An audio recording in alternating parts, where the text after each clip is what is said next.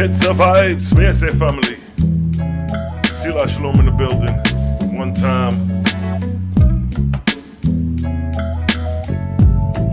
We're doing a nice afternoon calling. Be chiming in the afternoon today. Yes, sir. Cause it's a vibes, you dig?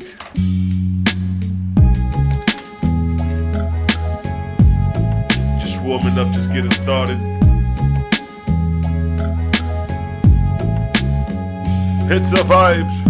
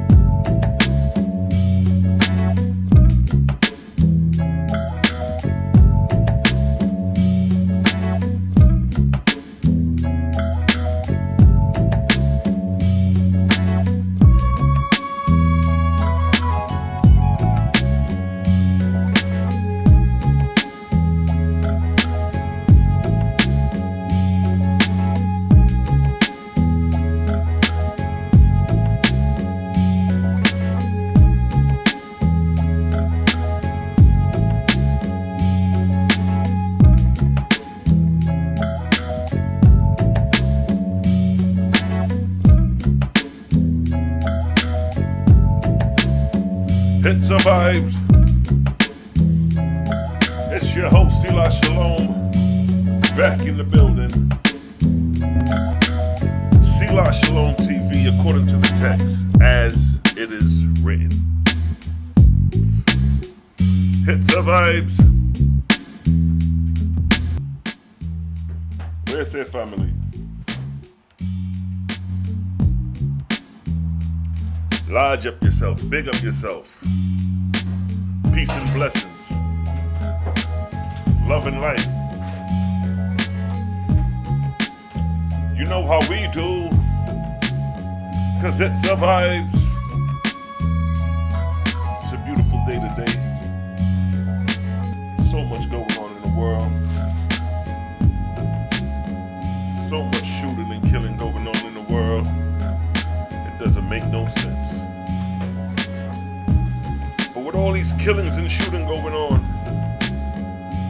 where is this really stemming from? Ever since the COVID, it seems like mortals have been going crazy. And it's interesting. It's interesting how all this took place during and after COVID. It's like they opened up the gates of hell, and these spirits are inspiring mortals to do evil on a whole nother plane. Ever since 2020 when the COVID hit, crime done went out the roof. You know what I mean? Gang wars increased, police shootings increased.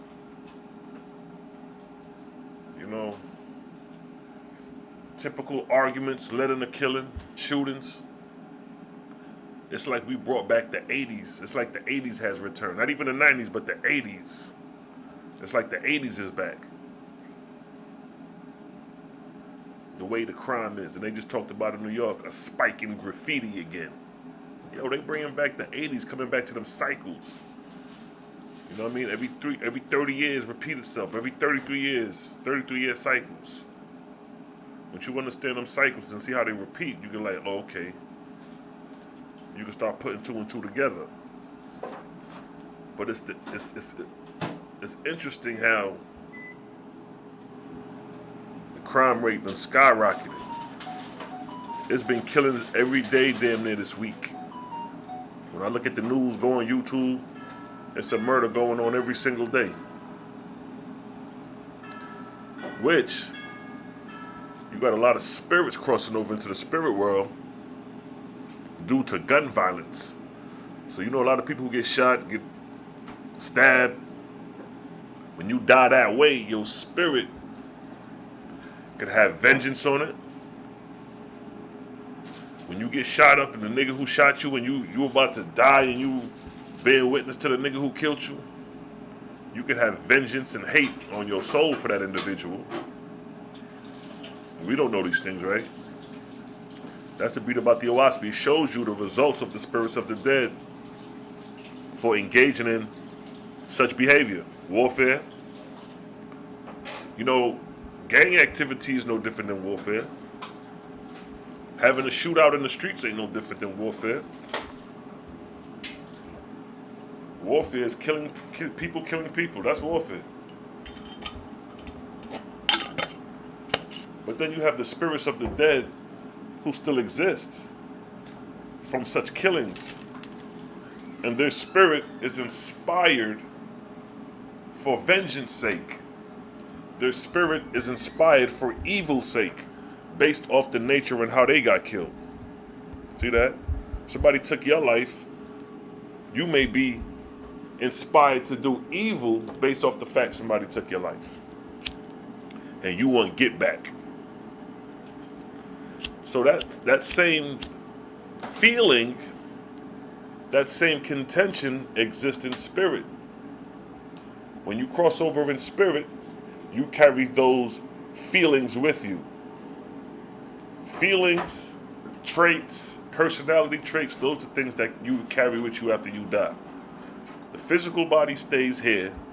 The spiritual body, which is entailed your characteristics, your desire, your behavior, your intention, all that is taken with you in spirit. That's why God is angry and jealous, because he carried that with him from a mortal to an angel with those same characteristics. That is entailed on the spirit and on your spirit. If you are racist and you don't like black people, that is entailed on your spirit. That's a spiritual trait. So you're going to carry that mentality with you in spirit. And then you inspire mortals with the same influence. The influence that is not inspiring a person to rise above, to be righteous, to be good. You're inspiring them with evil. And Oahspe labels these spirits as drudges, spirits of darkness. And these ain't no spook shit. These are regular people, everyday people like me and you, who haven't learned to rise above the carnal mind. The carnal mind meaning like tribal, man is still dealing with fleshly behavior when we're supposed to be dealing with ascension as mortal beings. If you don't like that person and that person don't like you, and because of race and because of whatever the case may be, that's a hindrance, you know what I mean? But it takes time. The 3,000 years is the time period we can get it right. So this ain't no overnight thing. So with that being said, the spirits of darkness, the drudges, inspire mortals with their behavior, and mortals act out the influence of the spirit on them. The only way we can know this is to be informed of this. If you don't know this, then there's no way you could comprehend it. You have to be taught this. You have to study this. You know what I mean? That's why the Creator gives books and guides and information for you to understand these things, because the knowledge is out here. You can't go to the spirit or go to your God and be like, oh, I didn't know, when all this detailed information about the spiritual world is entailed in books for you to know. Regardless of how you get it. You see what I'm saying? Just like they say, when you out here in the streets getting money, regardless of how you get your money, get it.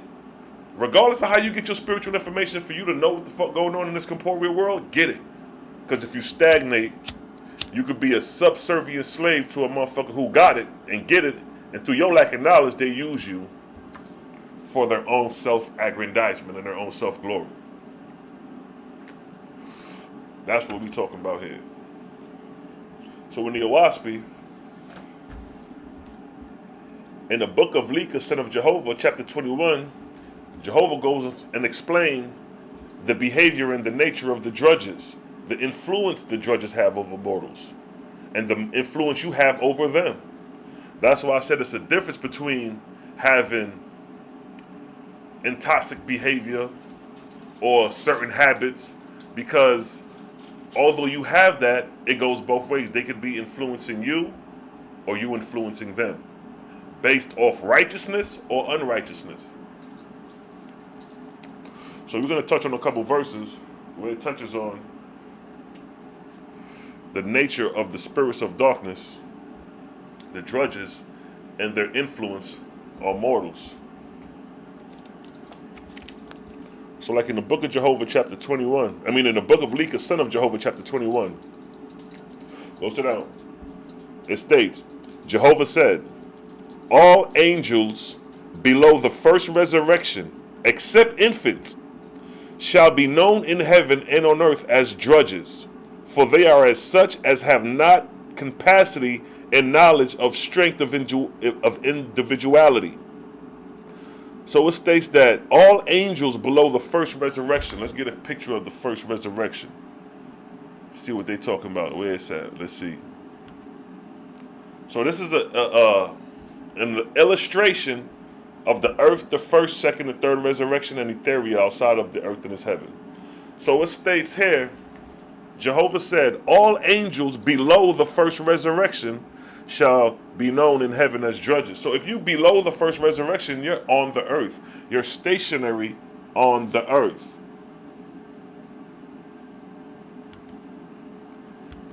So if you're below the first resurrection, like for those in grade 10, below the first resurrection, your spirit is residing on earth.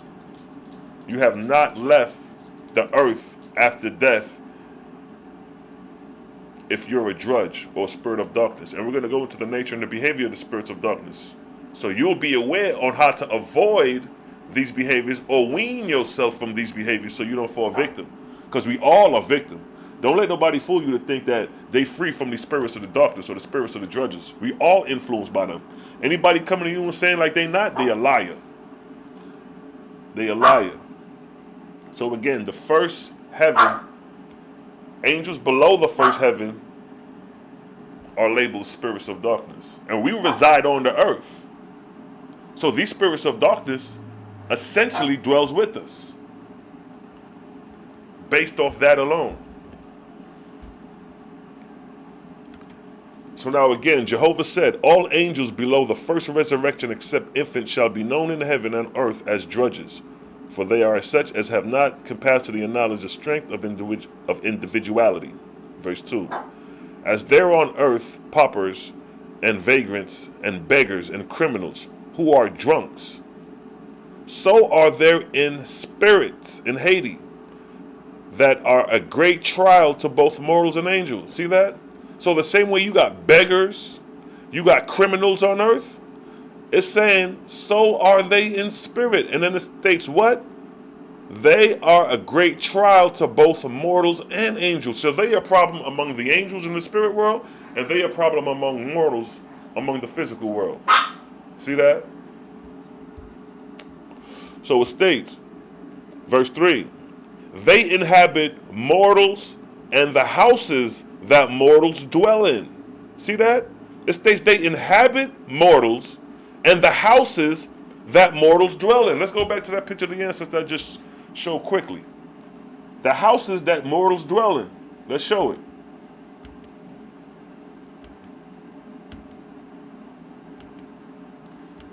Not the UFO. I see you. Where it's at. So, all right. There go the ancestor right there, right? So it states in verse 3, and they inhabit mortals. See, that angel that you see right there, that ancestor, that spirit, is working within the parameters of visible light on the course, on the cusp of invisible. On the electromagnetic spectrum, visible light, 700 to 300 nanometers. So if she's visible, but we can see through her, she's moving out of a nanometer or a vibrational frequency just where we could see it, but still recognize that she's in the unseen because we can see through this being. So being that she's moving in the sense of a spirit, like in that manner, she's moving through things, moving through corporality, moving through walls, moving through humans, so they could latch themselves on humans. So they could engraft themselves on humans. So the verse is stating, it says they inhabit mortals, meaning to say that they engraft on mortals. That's how they inspire you and influence you, by engrafting on you. Verse 3 again, and they inhabit mortals and the houses that mortals dwell in. Right here, look at the ancestor. She looked like she's from the early 1800s, the late 1800s, early 1900s. But look at the house she's dwelling in. She's dwelling in a modern house. So I'm sure that house wasn't back in them times when she was existing. They may have had a house built right there in the late 1800s, the early 1900s, that got demolished and rebuilt in modern times. So that house right there could be sitting over an older house, or within that land district right there. So the spirit again is stating what? And they inhabit mortals and the houses that mortals dwell in. Some mortals have one or two of them, meaning to say, what does it mean when it says some mortals have one or two of them? That means you have more, one or two dwelling in your house, or you have one or two inhabiting on your spirit. So the same way that one ancestor is, say if it was 2 or 3 ancestors in that picture, and they inhabit your spirit, or they inhabit your home. You ain't got one spirit to worry about now, you got 3. So again, the verse states, and they inhabit mortals and the houses that mortals dwell in. Some mortals have 1 or 2 of them, some a score, and some have hundreds of them. Some of them continue to inhabit mortal dwellings long after mortals have abandoned them. See that? So say whoever's living in a house move, and then somebody else moves in. That spirit is still there. Still a lingering spirit. This is where these horror movies come from. These movies like Amityville Horror. These movies like The Conjuring, where Lorraine and her husband had to go to different places to investigate spiritual activity in homes. This is the reason why. Because the angels or the spirits of the dead still dwell there. And the nature of the behavior, the characteristics of that spirit, so shall it taunt the house. Houses are haunted because of the nature of the spirit that inhabits the house. So if you was an evil person, or a person that didn't like certain type of people, didn't like kids, when they inhabit the house, they will scare the kids first because they want them out of there. You know how some old people don't like kids? So just imagine you an old person, don't like kids, and you die in your house, and then a new family moving with kids, but your spirit's still lingering. And then you start messing with the kids, and they sleep, however the case may play out. But here the case is to show you that spirits of the dead dwell in homes. They can inhabit mortals, and they could be many of them. So again, it states, some of them continue to inhabit mortal dwellings long after mortals have abandoned them, even till they fall in ruins. See that? So that house could fall in ruins, be rebuilt, say 20 feet away, 100 yards away, another home, and she'll inhabit that house right there. See that? This is spirits who have not left the first resurrection, like the verse started out to say. Jehovah said, all angels below the first resurrection shall be known in heaven as drudges. So any spirits lingering, and we capture them on film or on picture, they linger in spirits. Now it states, and whoso cometh into such homes, the drudges come upon him to live upon him and with him. See that? It's telling you that the spirit of the spirit of the dead dwelling in that home, it says, whosoever cometh into such house, the drudges shall come upon him to live on him and with him. Now, a perfect example of that, again, is the Amityville Horror. According to the story, the father was possessed and he killed the family. And he states that he heard a voice telling him to kill his family or to kill. Where did that influence come from? As the verse states, and whoso cometh into such homes or houses, the spirits of darkness, the drudges, come upon him to live on him and with him. See that? So when he was out there killing, The spirit was living with him, attached to him, engrafted on him. See that?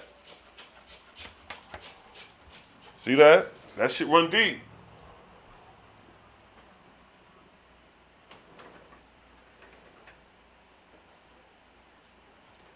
That shit run deep. So the Oahspe is showing you the root of paranormal activity. It's showing you where it's coming from. Ain't no mysteries about why these things occur now, because the Oahspe is laying it out. The spirits of those who passed on are lingering in the homes that they dwelt in, or lingering in other homes in spirit. So again, it states, let me read that verse 3 again. Verse 3 states, and they inhabit mortals and houses that mortals dwell in. Some mortals have one or two of them, some a score, some have hundreds of them, some of them continue to inhabit mortals' dwellings long after mortals have abandoned them, even till they have fallen in ruin. And whosoever cometh into such house, the drudges, the spirits of darkness, come upon him to live with him and live on him. So it's showing you that the spirits of the dead, this is the shit that they do. This is what grandma doing if she ain't got it right. This is what grandpa doing if he ain't got it right. This is what the nigga who got shot in the street doing if he ain't got it right. You know what I mean? This is the nature of the spirits of the dead. So when you cross over in spirit, you're not ascending to heaven and sitting on the right throne of God, or you're gonna be like righteously up in the kingdom. No, you're gonna be going through the same hells you're going through right now in spirit. It just depends on the nature of how you cross over in spirit. So verse 4 states, if a mortal have great wisdom and strength of soul, then the spirits of darkness, he rules over them to a good purpose, reforming them, raising them up out of darkness and helplessness. And that's what I was saying earlier. Even though you may have habits, but it's how you are influenced with your habits. You could be, I know dudes who smoke fucking crack, who do dope. I live in the hood. I live in a community where this shit go down at. But I know people who snort coke, do dope, and they good people. They don't fuck with nobody. They good people, although they got fucked up habits. But then you have other cats who do the dope, sniff the coke, and they may go out there and rob, steal, break into people's homes just to get another high. Doing evil in the habit. So there you have to weigh the options of the behavior. That's why I said it's variables to this shit. You just can't call out a motherfucker and just say, oh, you evil because you smoke weed. No, nigga, it's variables to the shit. Just like the verse states, if a mortal have great wisdom and strength of soul, then the drudges, he rules over them to a good purpose, reforming them, raising them up out of darkness and helplessness. So what we doing here? We trying to raise up the spirits of darkness.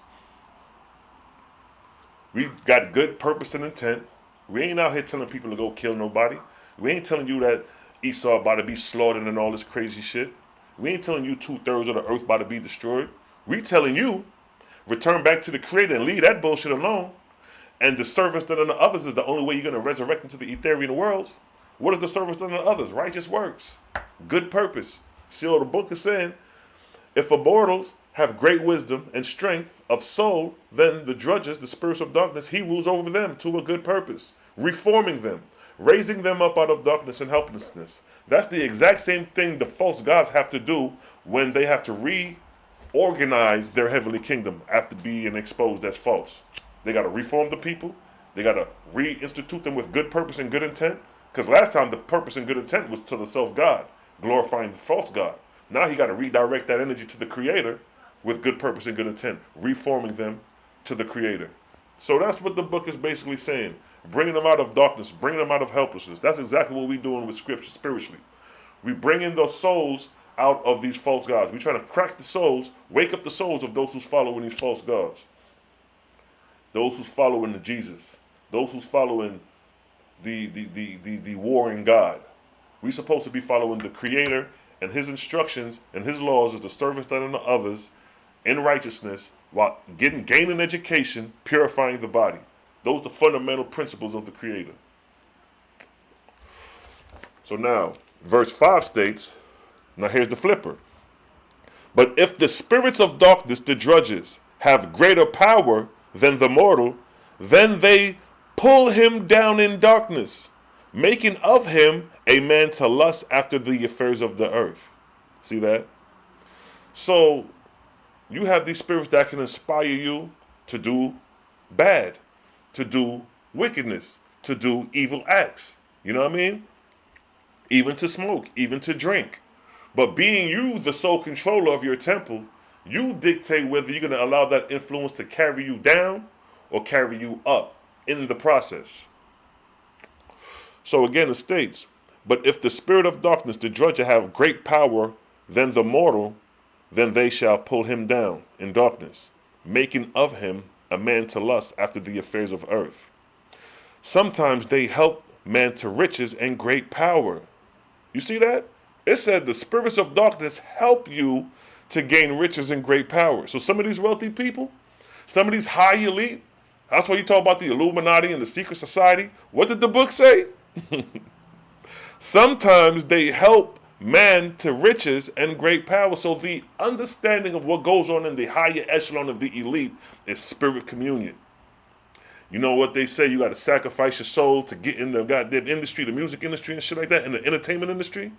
Yeah, this shit ain't playing. This, you answering the spirits of darkness. The elite motherfuckers is answering the spirits of darkness. They communicating with niggas like this that they talk about in the Oahspe. Understand that. Sometimes they help man to riches and great power. And if he have sons and daughters who are brought up in idleness and ease and luxury, then the spirits of darkness fasten upon them, leading them in their own way. See that? So the children of the wealthy are inspired by these drudges. Look at Kanye and what he's going through with the Kardashians and his daughter and all that shit. These spirits are influencing these things.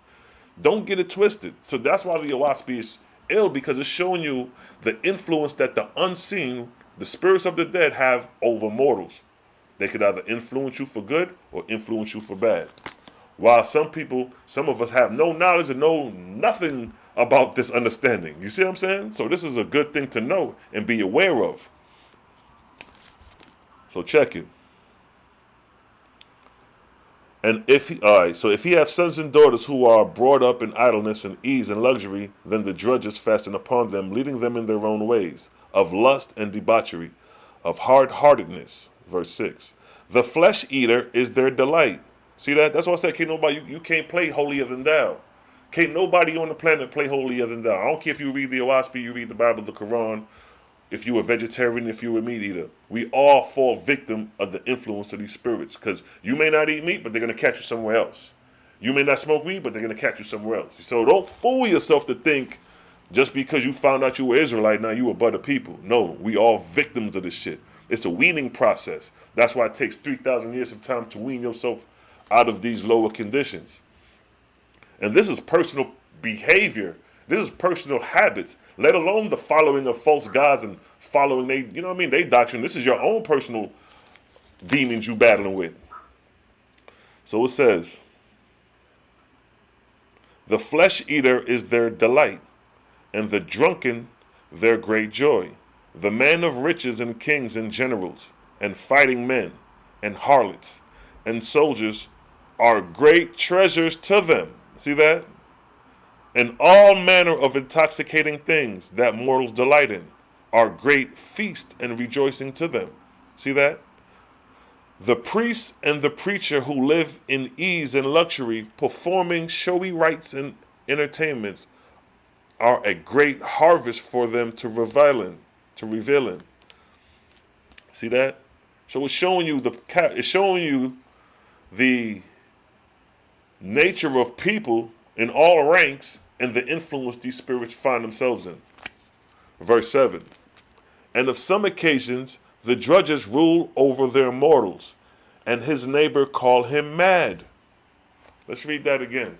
Now coming back to how spirits can influence you. It says, and some occasions the drudges, spirits of darkness, rule over their mortals, and his neighbor call him mad, and they send him to a madhouse, a lunatic, a sane asylum, which is to them a city of delight. So it said a sane asylum is a city of delight for these niggas. Let's see what a sane asylum looks like. Bam. That's an insane asylum. That's a place for people who are mentally thrown off completely. They can't be around the population. That's a picture of an insane asylum. And what did the Oahspe say? On some occasions, the spirits of darkness rule over their mortals, and his neighbor call him mad, and they send him to an insane asylum, a lunatic house, which is to them meaning the spirits of darkness, a city of delight. See that? So the spirits of darkness have even greater influence at the insane asylum. That's why they stay spooked out and crazy in the insane asylum.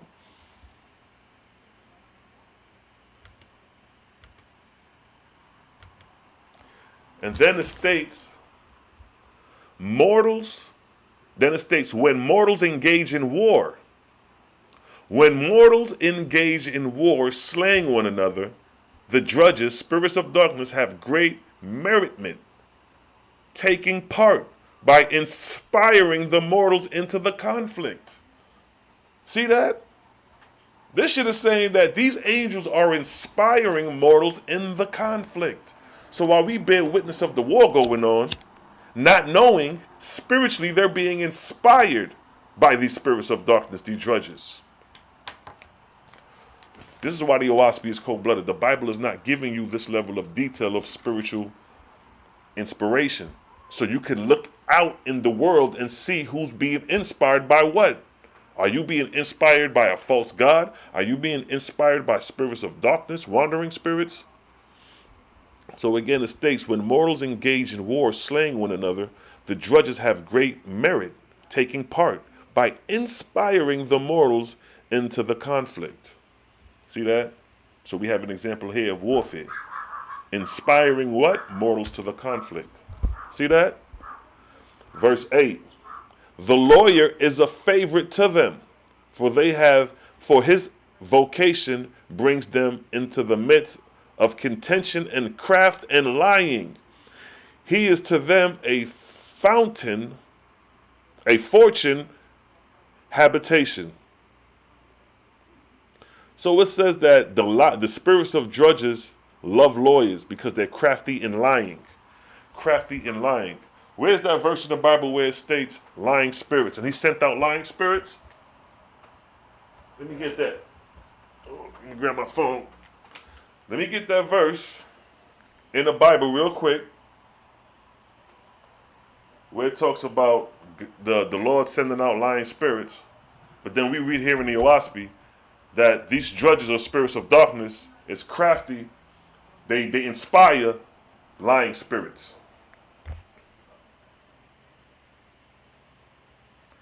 See that? In the Bible, God is sending out lying spirits.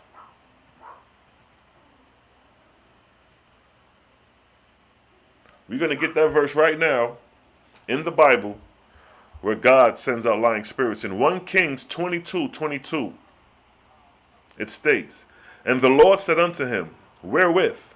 And he said, I will go forth, and I will be a lying spirit in the mouth of all his prophets. And he said, thou shalt persuade him and prevail also. Go forth and do so. So here the Lord is inspiring, or is in agreement with this spirit being a lying spirit in the mouth of all the prophets. But here in the Oahspe, it states that the lawyer is a favorite to the spirits of darkness, the drudges, for his vocation bringeth them in the midst of contention and craft and lying. See that? The creator and true God ain't dealing with lions and playing crafty games with lies. No. But these false gods and these spirits of darkness, they play crafty games with lies. Just like we read in the Bible with kings. The Lord is inspiring the spirit to go out and lie in all the prophets. It didn't say some of the prophets. It said all the prophets.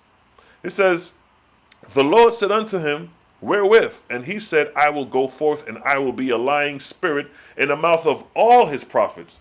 See that? So they playing games. They playing crafty counsel games. They playing games of lying spirits and shit like that. So Oahspe say these are spirits of darkness, drudges, that are inspiring these things. And then verse 9 states, the magician that works miracles and tricks is their favorite. So now, it says the one who performs tricks, the drudge right here,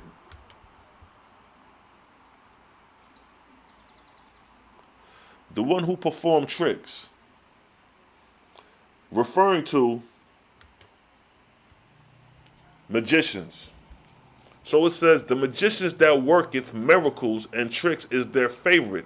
For with them, through them, they can make themselves manifest. See that? It says they can make themselves manifest. See that? When they show themselves and are questioned as to who they are, they answer to any name that will please or flatter, even at times pretending to be gods and saviors. See that? How many? If you ever seen some of these movies like the Exorcist, when the spirit got possessed and they asked him, "Who are you?" They try to get the name of the spirit, and the spirit will blot out any name. In the movie The Fallen with Denzel Washington, they told you that the spirit was Azazel. But they could have been lying. That spirit could have just said that because they like the book say. What it say? And they show themselves and are questioned as to who they are. They will answer to any name that will please or flatter, even at times pretending to be gods and saviors. See that? These niggas don't give a damn. If you believe them, that's on you. The nigga can say he God and you believe it, that's on you. The nigga lied to you and you fell for it. See that? And it's verse 10. The tattling woman that talks of her neighbor is a good home for spirits of darkness. And if the woman be given to talk evil, they are rejoiced beyond measure. The man that is a great boaster and a liar and a slanderer is a choice home for them to dwell in. Again, in the book of 1 Kings 22 in the Bible, it talks about the Lord inspiring lying spirits to go forth. But then it states here that the man that is a great boaster and a liar and a slanderer is a choice home for them to dwell in. The spirits of darkness referring to. See that? So the Oahspe is exposing the nature and characteristics of these drudges, and you find these same characteristics in your Bible as the Lord God inspires to be these things, and inspires lying spirits to go forth. So verse 11, the cheater and defrauder, the miser, and the spendthrift, the curser of Jehovah, the curser of gods, is like a citadel for them to inhabit. Verse 12, they go not for the most part away from the mortal that they inhabit while he liveth. So back to the spirit, back to the ancestor. What did the verse say?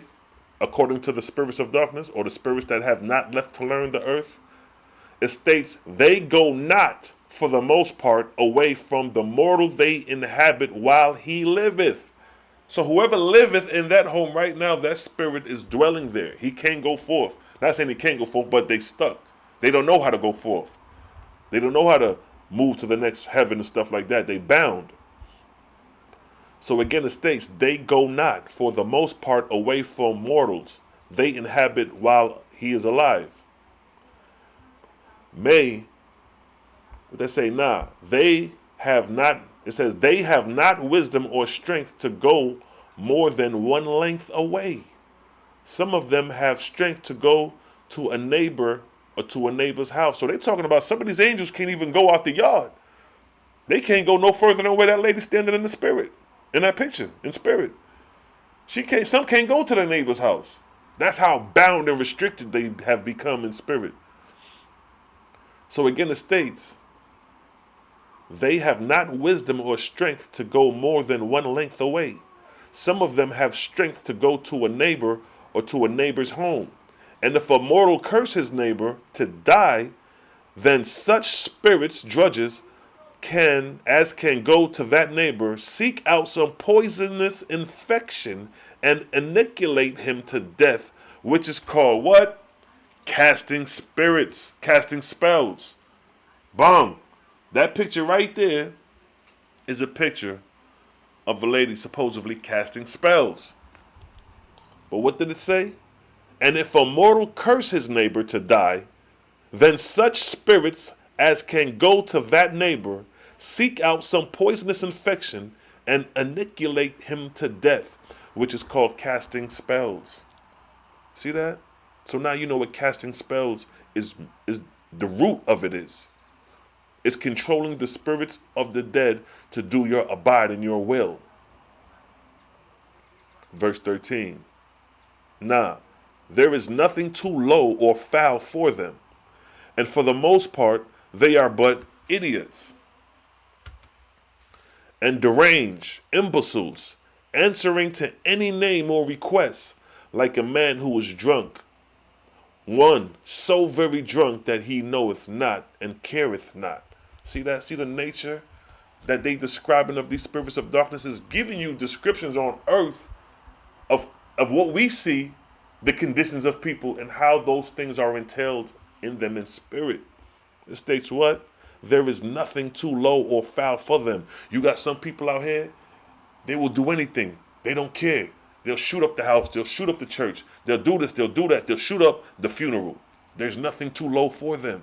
See that? So again, it states, there is nothing too low or foul for them.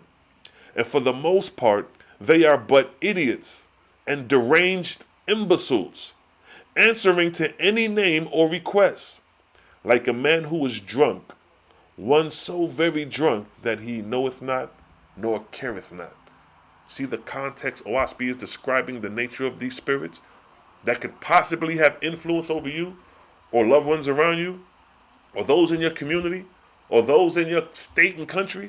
See how deep it gets? Because the Oahspe says all angels that are above the first resurrection shall be labeled drudges. There are millions, billions of angels that's lingering in below the first resurrection. So it states, a large city full of crime and debauchery and rich and fashionable people and people of evil habits suit them better than a country place. That's a gem right there. That just told you everything in that one verse right there. It states a large city. Let's talk about what's some large cities. New York is a large city. Cali, Chicago, even Atlanta is a large city. City now, not the country, but the city. Babylon. You know what I mean? Modern day Babylon. When we talk about Babylon, we talking about the cities. So it states that a large city full of crime. What's some cities full of crime? Right now, New York is off the chain. Philadelphia is off the chain. Baltimore off the chain. Chicago off the chain. Atlanta off the chain. California off the chain.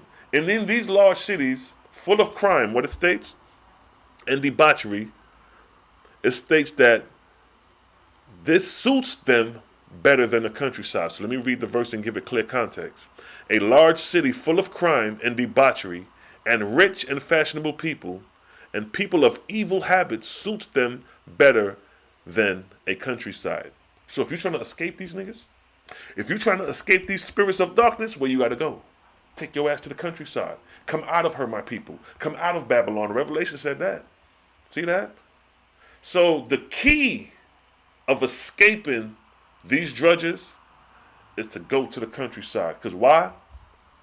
They don't favor the countryside because they have less influence on people in the country than they have in the city. So what's some great cities that got crime, fashionable people? This is a perfect example of New York City. A large city full of crime, debauchery, rich and fashionable people like Manhattan.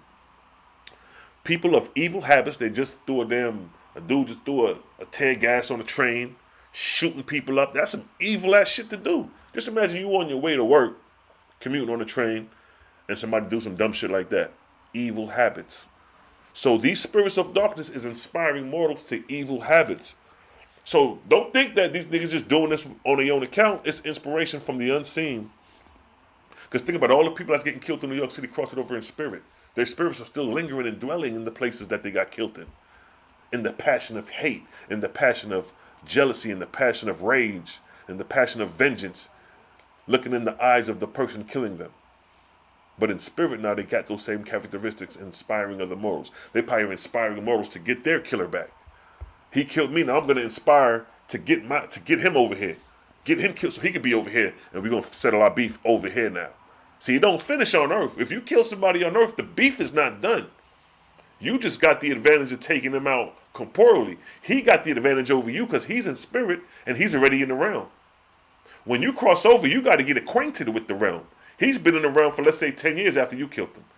So say you killed him, 10 years later you get killed. He's 10 years in the realm, so he has total advantage over you newly coming into the spirit world. And he could do as much as foulness in the spirit world that you did to him in the physical world. But now in the spiritual world, you can't die. You pass death. But there's other ways to torment and torture people in spirit. So if you kill somebody, you just gave them the advantage and the head start for your ass when you cross over to get back at your ass. That's why I say thou shalt not kill, thou shalt not murder, for that purpose right there. It's called spirit retaliation. The same way if you go shoot up a block or somebody kill one of your homies and y'all go back in retaliation and kill one of their homies and they come back and kill one of your homies, the same things transpire in spirit. As above, so below.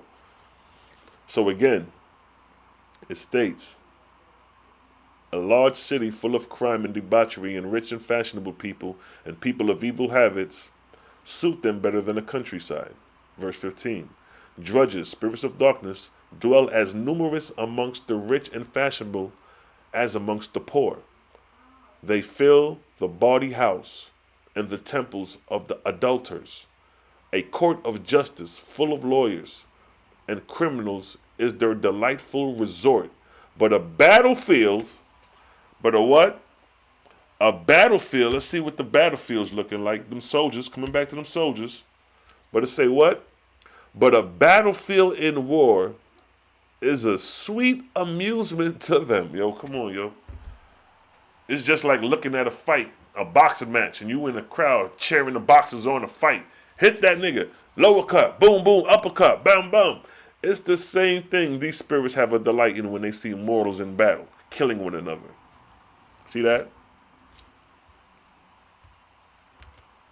It says, a laboring man that is good and honest is of little value of them. Like I told you before, you got the dope fiends and the crackheads who toot their nose, but they good people. They don't go out here and do no bad things to other people. They just got a fucked up habit. But then you got the same one who snort their nose and go out here and rob and kill niggas. So you got to weigh the variables. Again, it states what? A laboring man that is good and honest is of a little value to them, except he be gross feeder of intoxicating wines. Of intoxicating wines, what the Israelites like to do on Passover, yo, let's drink our wine, boom, boom, boom. They love their wine, right? So that could part and partial be influenced. But again, if you ain't out there doing evil, then that influence of spirit don't have no influence over you. But the Israelites, they got a hate for Esau. They got a hate for the white man. So they're possessed by the spirit of darkness. So when they drink wine, their intoxication is going to be more towards hate when it comes to doctrine of the outlook. Like as I said, the Israelite outlook right now is destruction. Esau going to hell. 2/3 are getting burned. That's their future apocalyptic mind state. And then after that, the New Jerusalem and all that. But all that is false God influence. Now, it states, verse 17, a man that marries a rich, lazy woman receives with her 100 drudges or more. A woman that marries a rich, lazy man or a gambler receiveth with her husband 100 drudges or more, spirits of darkness. Verse 19, spirits of darkness, drudges, rule over mortals more than mortals rule over them. It was because of their abundance and their power to do evil that Jehovah commanded his chosen to marry amongst themselves. See, this is the reason why Jehovah said, yo, stay exclusive to your people, because of the influence of these drudges of other people around you or other nations.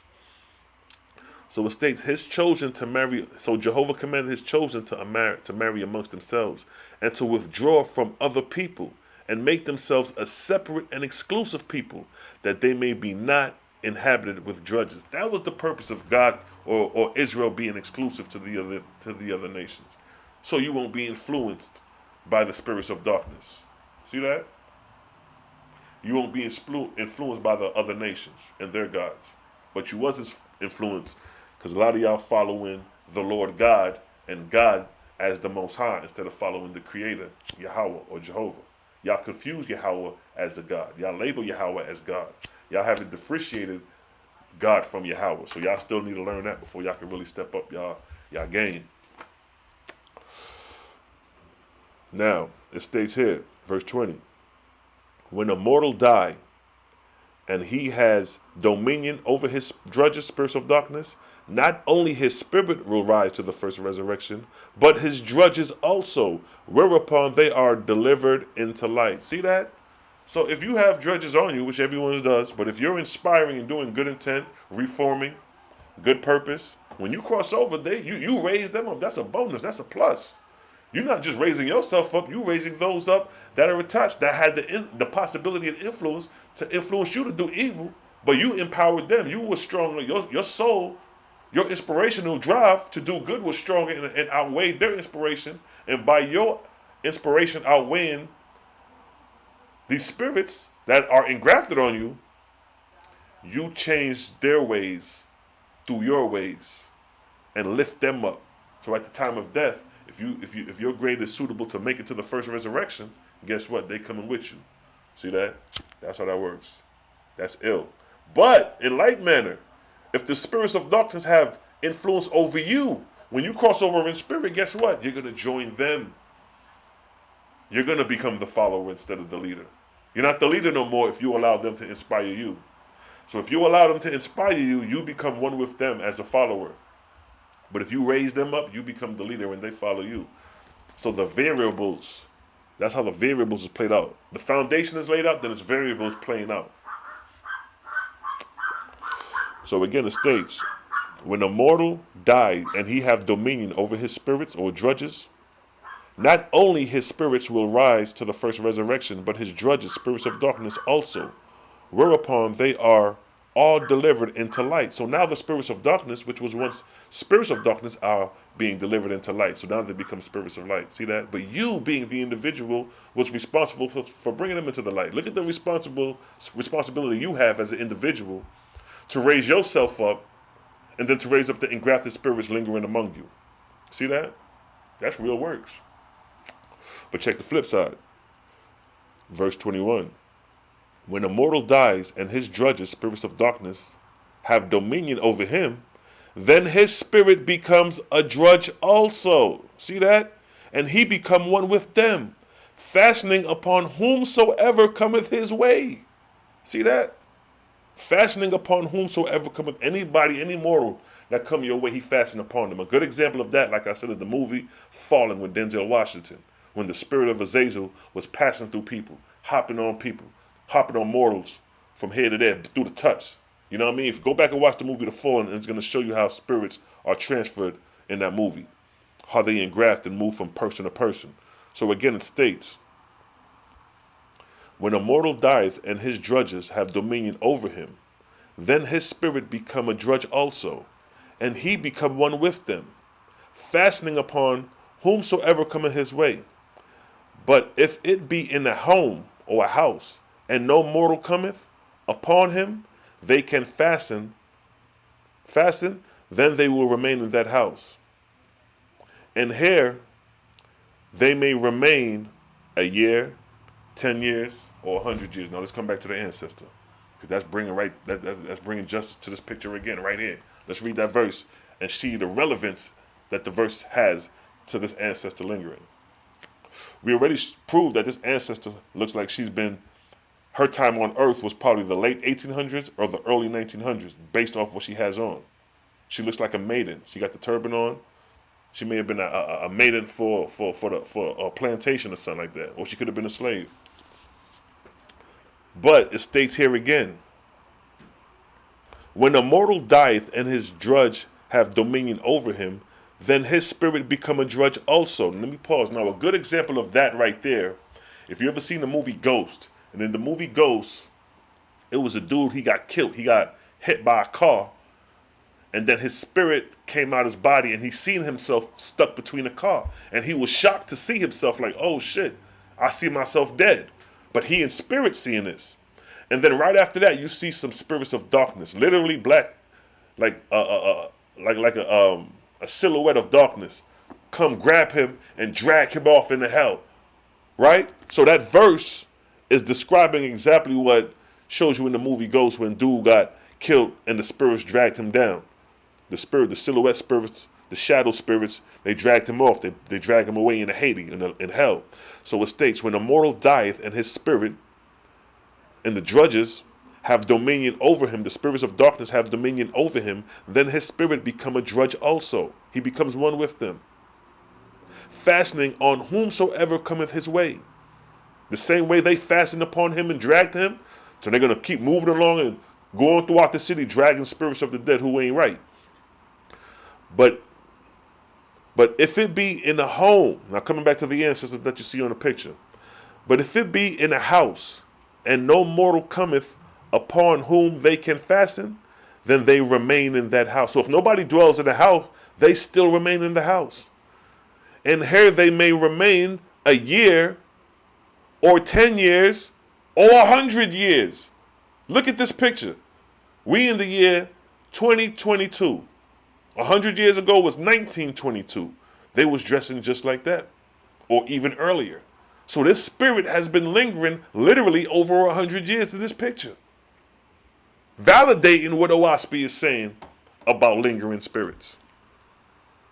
So again, it states, they can fasten in that house, and there they may remain a year, 10 years, or 100 years in darkness, knowing nothing, doing nothing.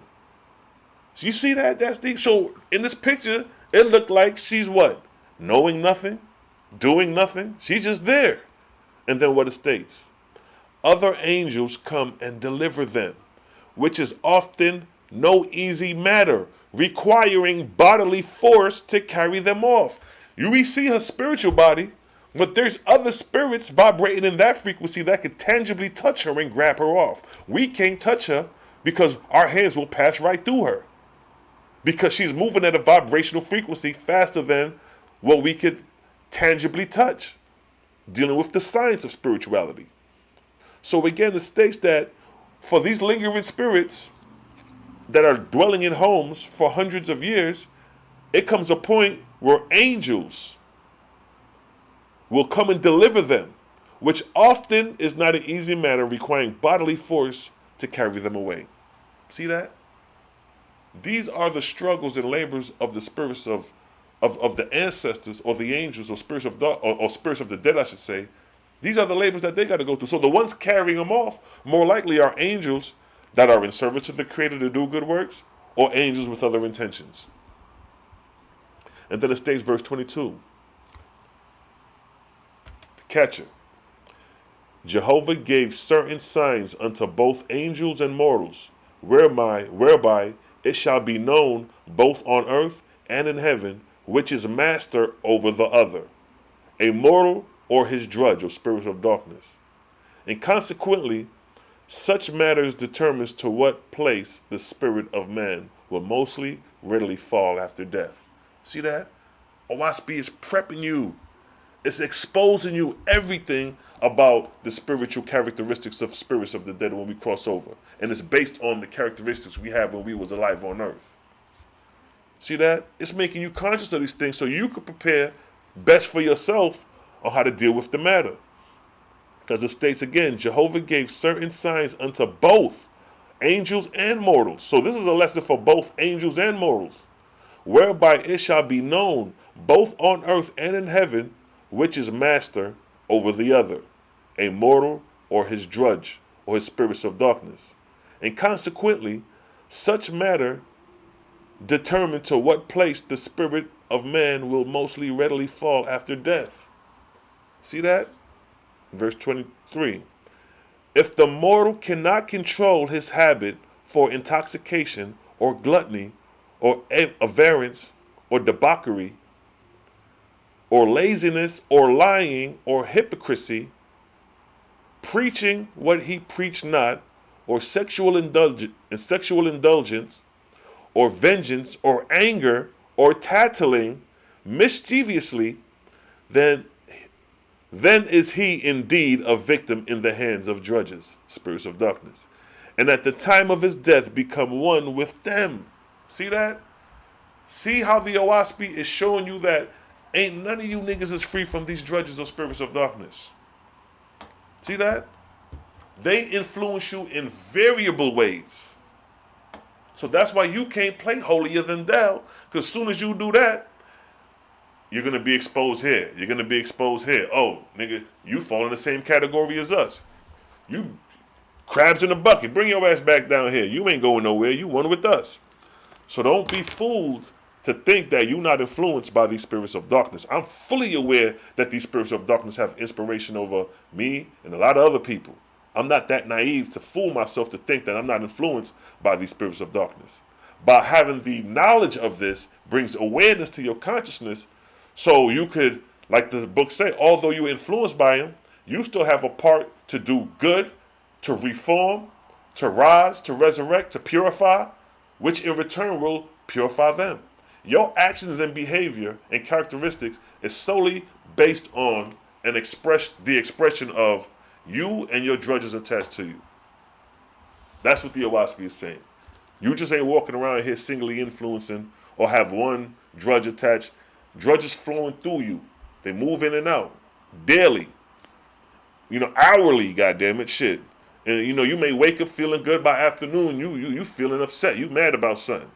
You know what I'm saying? As soon as you go outside, go into the cities, go into the stores, go into the Walmart, go into the Target. Yeah, it's all type of influence around you. So you may bring that influence back to your house. You see what I'm saying? You inviting spirits back to your house. So don't get it twisted. Oahspe is revealing to you and making you aware of the nature of the spirits of the dead who carried their characteristics on from when they was in human form or when they was in the flesh. Verse 24. For if he hath not power to rule in such matter while he is immortal in the mortal world, he will be no stronger by losing his corporeal body. So it's saying that if you ain't got power to control this shit now, it's not going to be easier when you cross over. That's why I said you go become one with them. So verse 25. If the mortal, on the other hand, shall have risen to control himself over these habits and desires, then will he be indeed at the time of death already entered into the first resurrection. And the spirits of darkness, if he have any, will be delivered also. See that? So you're not just delivering your spirit into the first resurrection based off your behaviors, desires, and characteristics. You're carrying the spirits of darkness if you have any attached to you. That's a bonus. That's a plus. That's like, you know what I mean? It's like you breaking bread and you tell your homies to hustle, and now they breaking bread, and y'all all breaking bread. You know what I mean? That's how that works. Verse 26.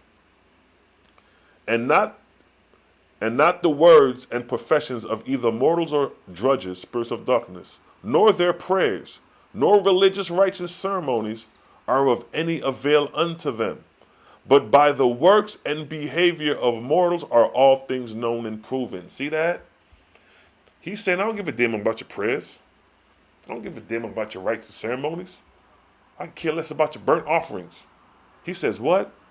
But by the works and behavior of mortals are all things known and proven. So like I said, you could do rites and ceremonies and pray all day and be as evil as Satan. You think Satan probably ain't got rites and ceremonies? Got people following that? Just, theoretically speaking.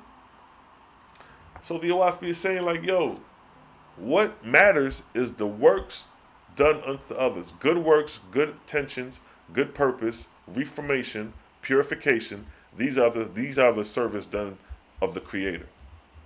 All that, the Sabbath and all that, that's cool and all that. But if you upholding the rites and ceremonies, you upholding the Sabbath, but you still doing evil, that's what Yahshua came to show. If your goat fall in the damn hole on the Sabbath, ain't you going to deliver him? They contemplate, I don't know, you ain't supposed to do no work on the Sabbath. If we deliver the goat, that's work. But Yahshua was showing them the grace, the spirit, the pureness of spirit, like, yo, that's a good deed. If you see an animal fall into a ditch and you go deliver it, that's good deed. But although it's on the Sabbath. So the good deeds supersede the Sabbath. The service done in the others supersede the Sabbath. You could follow the Sabbath and be just as wicked, be just as evil. So don't get it twisted. Don't get it twisted on how to serve the Creator and what it is to serve the Creator. You could be following the rites and ceremonies. You could be following all the feasts of Israel and be just as wicked and not make it into the kingdom because you thought keeping the commandments of the feast of ceremonies was it, not knowing it was the service done unto others.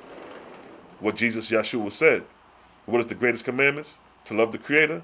And the second is the same, to love thy neighbor as thyself. All laws hang under these two laws. So if you follow those two principles, you ain't got to worry about the whole 316 because you don't follow the rudimentary principle. So if your God telling you to go kill animals for a burnt sacrifice, that's not the same God who just told you to love thy neighbor as thyself. And then the Creator say, thou shalt not kill. Thou shalt not make war. See that? So if your God is telling you to kill and make war, who you really serving? You dig? Because it's a vibes. Oahspe family. Let's play some music, yo. Going through these spiritual teachings.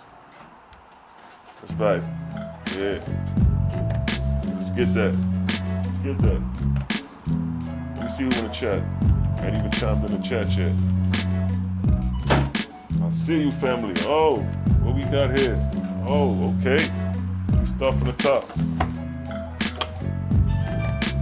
I appreciate that. What we got here? The real, I see you. What up, King? What's up with your Selah? Yes, I'm see your bedroom. Yes, all right. Bring it, King. Kalula, I see you. Peace, King. Christos, I see you. Kenny, I see you. Peace, man. Aquarius, I see you.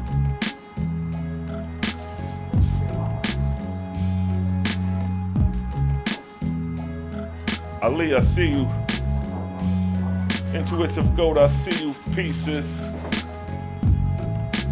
Yashra Allah, I see you.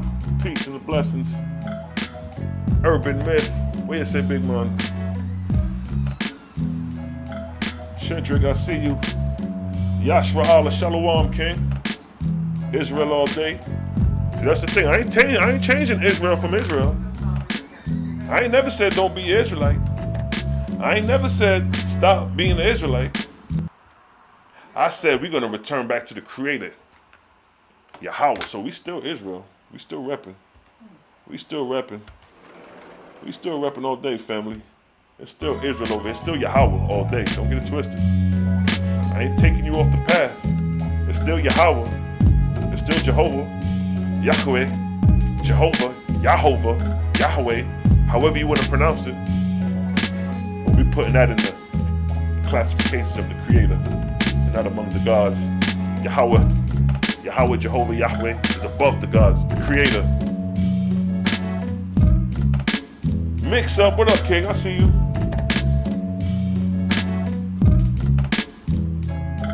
Yes, King. Give thanks, King. Mix up. You've been following me for years. I know you, King. Yes, I. Angelic, I see you. Peace and blessings. Paris, London in the building. Just how we moving. Large up yourself. Big up yourself. London in the building. Apollo, I see you. Peace to the God. Prosper and be great. Oh, that's a nice, yo, that's something that when you wake up every day, you should tell yourself, prosper and be great. That is so motivational just saying that shit right there. Prosper and be great. If you walking out the store and you see somebody and you say, yo, prosper and be great, they gonna crack a smile and say, thanks, brother, that's motivation. I think every black man should tell another black man, yo, be prosperous and be great. That'll rub off inspiration.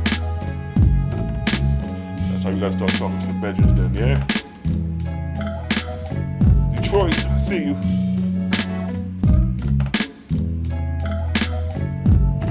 Gangsta Slim, I see you. Peace, King. You know what I mean? We keep it gangster too. Fuck that.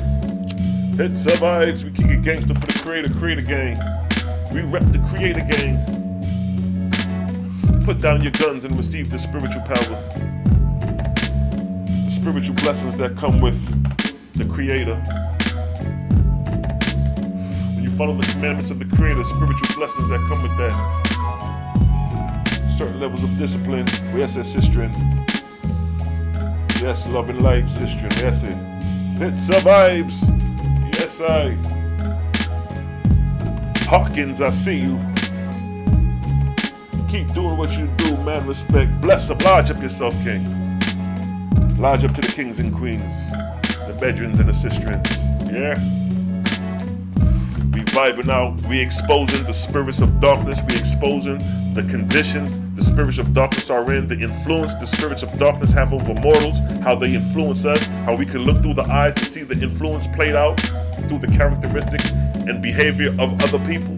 So if you see a nigga coming gripped up with the gun coming your way like this with the mean mug, you know something ain't right. He ain't right. He got intentions. He got evil intentions. But if you see your brother with the plate of food trying to break bread, you see him out there trying to help people, he got good intentions. You see that? It survives. Understand the nature of the spirit, the characteristics of the spirit. The behavior and characteristics expressed is the outward manifestation of spirit. Spirit is unseen. But if spirit exists in the flesh, the spirit moves and drives the flesh and causes the flesh to do what it do. So that's how you can determine your own personal inspiration based off your own habits. I may be drifting smoke. Let me smoke for L. I may be influenced to do that. But then if I smoke this spliff and go grab a gun and go rob somebody in the streets, then my spirit is influencing me for evil. But instead I burn this weed and I read scripture and give light, understanding. Although I'm not even right, but I still give it with good intent, good purpose, reforming, restoring. I ain't telling young niggas to go out here and kill based off of doctrine. I ain't telling you to join a gang. I ain't telling you to join an Israelite camp. When you join these Israelite camps, their whole opportunity or their whole outlook is Esau's demise. The battle of the false gods are still playing out, and Israel has been compromised and inspired by the false gods in great number. The IUIC, the ISUPK, HOI, all them splinter cells are all under the influence of a false god, the God of the Bible.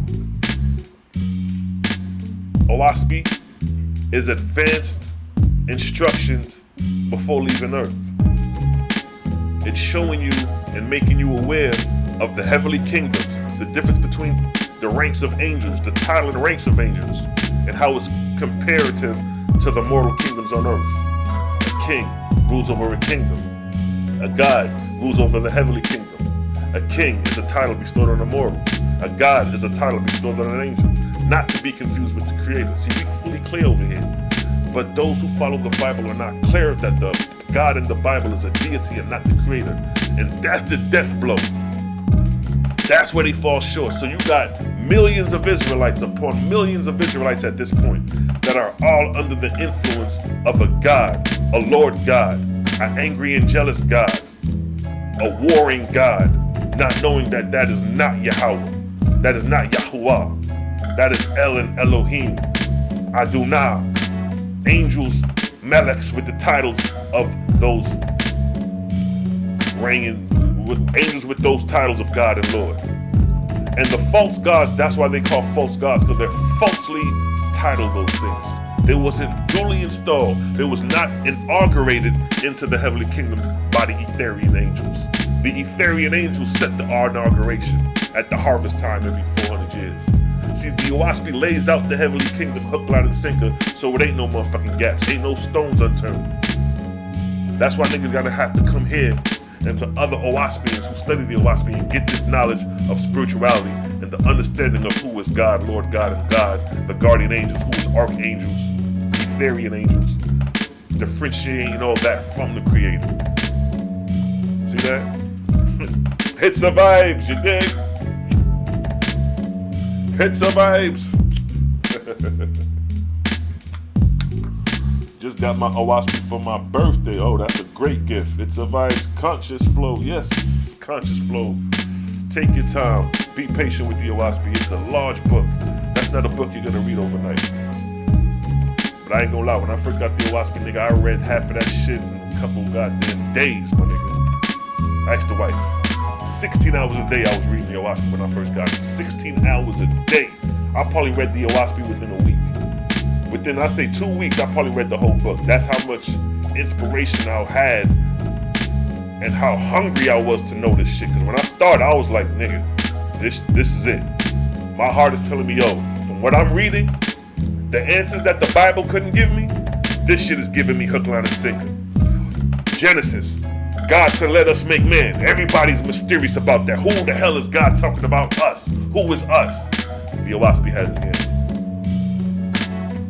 Time period when these things came out. Arc cycle time period in history when these things were created.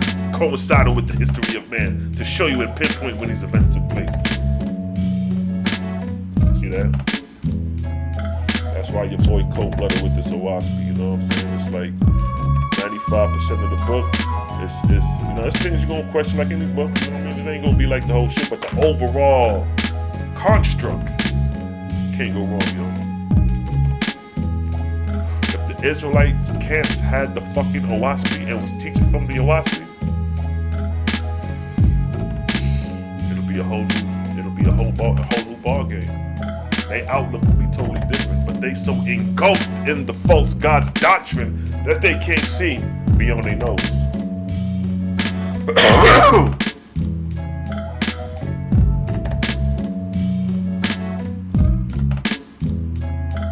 Dang, Selah, a week. I ain't gonna bullshit you.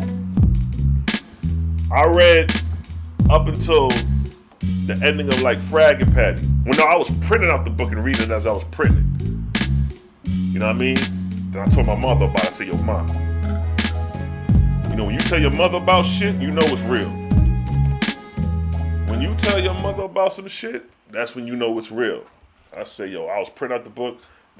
When the page got this thick and I wasn't even halfway through the book, I say, yo, Ma, yo, this book, this shit got all the answers in it. Boom, boom, boom, boom, boom.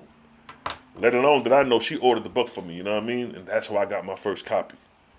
You know what I mean? And I ran through that motherfucker 16 hours rolling my spliff, reading. Before you know it, within a week, nigga, I done read half the shit. But that's why I say within about 2 weeks, nigga, all that shit was fucking read. Nigga, you couldn't tell me shit. I was like, nigga, I'm humble with this shit now. Back then, when I first got this shit and I got the understanding, by the time I started putting up the YouTube videos, if you would have caught me then, it would have been fire for niggas. I wouldn't have had no patience for the bullshit. You know what I mean? If you put me in that debate setting, I'm going to resort to what I know. It's like an MC battle. If we two rappers, if we in a battle, you're not going to get this right here. You're going to get fire. You know what I mean? You're going to get fierceness.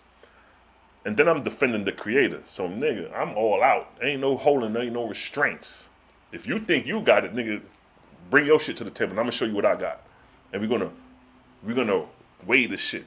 We're going to weigh the gods.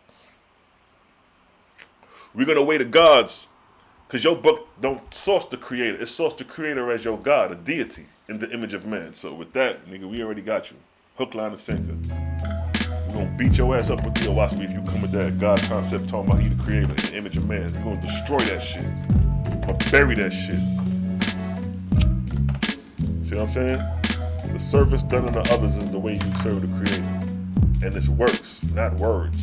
You out there on the corner preaching, that ain't words, my nigga. That's just words being expressed. You joining more people of your false Lord God occult. You on the corner preaching a false doctrine. And see, that's why this debate, it has to be detailed. Because in the Bible, it talks about the 10 Commandments. It talks about the commandments. But then there's commandments for each God. For there are many lords and many gods. For there are gods many and lords many. So for each God, there's a commandment. Didn't Moloch have a commandment to sacrifice children or some shit like that, right? Didn't certain gods require burnt offerings?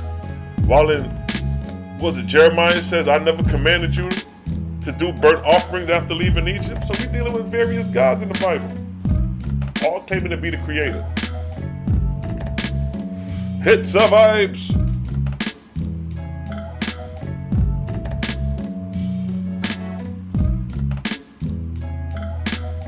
Wow, that's deep, angelic. Facts. That's wild. Yeah, this shit is deep, bro. Hits of vibes. Where the hell I put my drink in? Let me get my drink, family. We're gonna come back. We ain't finished with these verses. We ain't finished with these verses yet.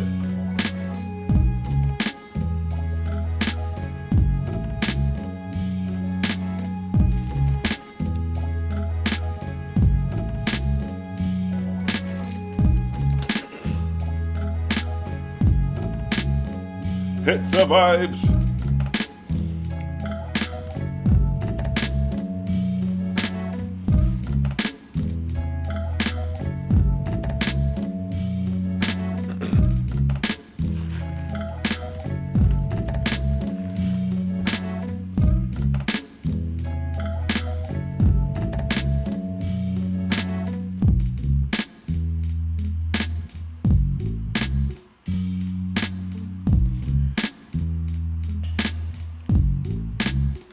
Hits the vibes. So we're gonna continue on dealing with these drudges, right? So we in the book of Lecah, son of Jehovah. What chapter we in? Book of Lecah, son of Jehovah, chapter 21 is where all previously what I read. If you want to read from the Oahspe, or if you ever want to know where I'm getting these verses from in the Oahspe, especially this dealing with the drudges, the spirits of darkness, it's in the book of Lecah, son of Jehovah, chapter 21. And that whole chapter, for the most part, I'm at verse 27 at this point from all what we read. Matter of fact, let me go back a verse just to freshen up. So verse 25 states, if the mortal on the other hand shall have risen to control himself over these habits and desires, then he will be indeed at the time of death already entered into the first resurrection. And the drudges, the spirits of darkness, if he have any, will be delivered also. Verse 26. And not words and professions of either mortals or drudges, spirits of darkness, nor their prayers, nor religious rites and ceremonies are any value unto them, but by the works and behavior of mortals are all things known and proven.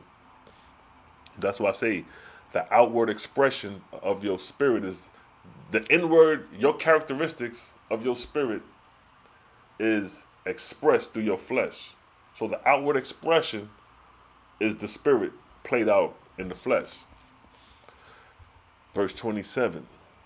So that Jehovah's high-raised gods but need pass over a corporeal world but once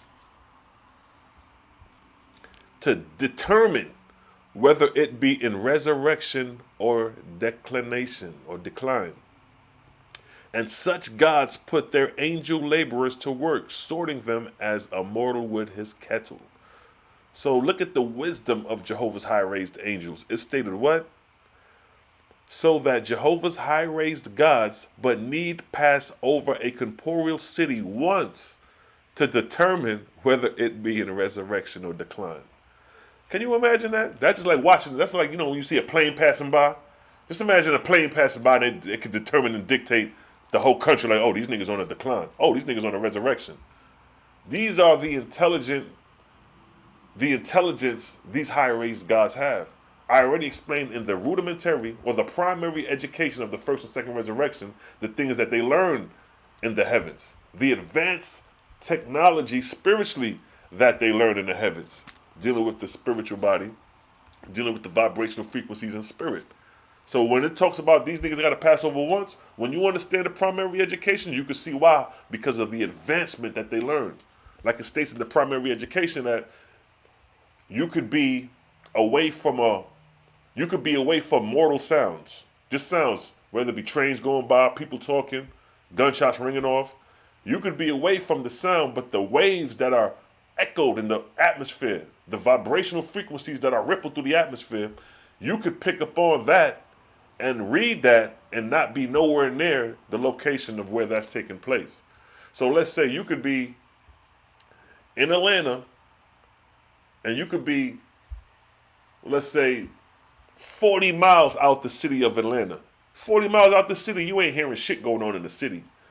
But the ripples, that ripples through the atmosphere, the angels could pick up and know what's going on in the city based off that alone. It's like fine-tuning a radio station. When you fine-tune and you get the station and you can hear what's going on, it's the same thing with these angels. So that's why these angels are so advanced, and that's why you don't see them like that. They don't need to come show themselves face-to-face to you. They picking up on what's going on in the heavens based off the electromagnetic frequency or vibrational frequencies rippling up. See that? So now it states, so that Jehovah's high-raised gods but need pass over a corporeal city once to determine whether it be in resurrection or decline. And such gods put their labor their angel laborers to work, sorting them as mortal would sort cattle. So as the God passed by, and if he see that the city is in a decline, he's going to send angel laborers to help deliver them and get them resurrected. And it says he's going to separate his hosts as a mortal separate cattle. See, Oahspe always giving you content on the physical side to show you how it plays out spiritually. Verse 28. And if a city be badly cast in drudges, spirits of darkness, dragging mortals down to destruction spiritually. So let's pause right there. It states, if a city be badly cast in drudges, meaning badly inspired by spirits of darkness, the spirits of the dead that are continuing in evil practice in spirit. So if a city is engulfed in that, and it says dragging mortals down to destruction spiritually. So right now, if you look at the world, if you look at the crime, the killing, the murder, they dragging us down spiritually. It states what? Then the angels inspiring such mortals as are in the way of resurrection to move out of the city. And after that, they cast the city in fire and burn it down. When the city is burnt down, they are totally engulfed in the hands of the drudges. But before that transpires, what you got to do, you got to get up out. Your duty is to, all this crime going in New York City, guess what? It's time to get the fuck about. That's what that's the signs of the times. That's the signs of prophecy. That's the signs of coming out of her, my people, is when you see the nations going into level of debauchery and crime that starts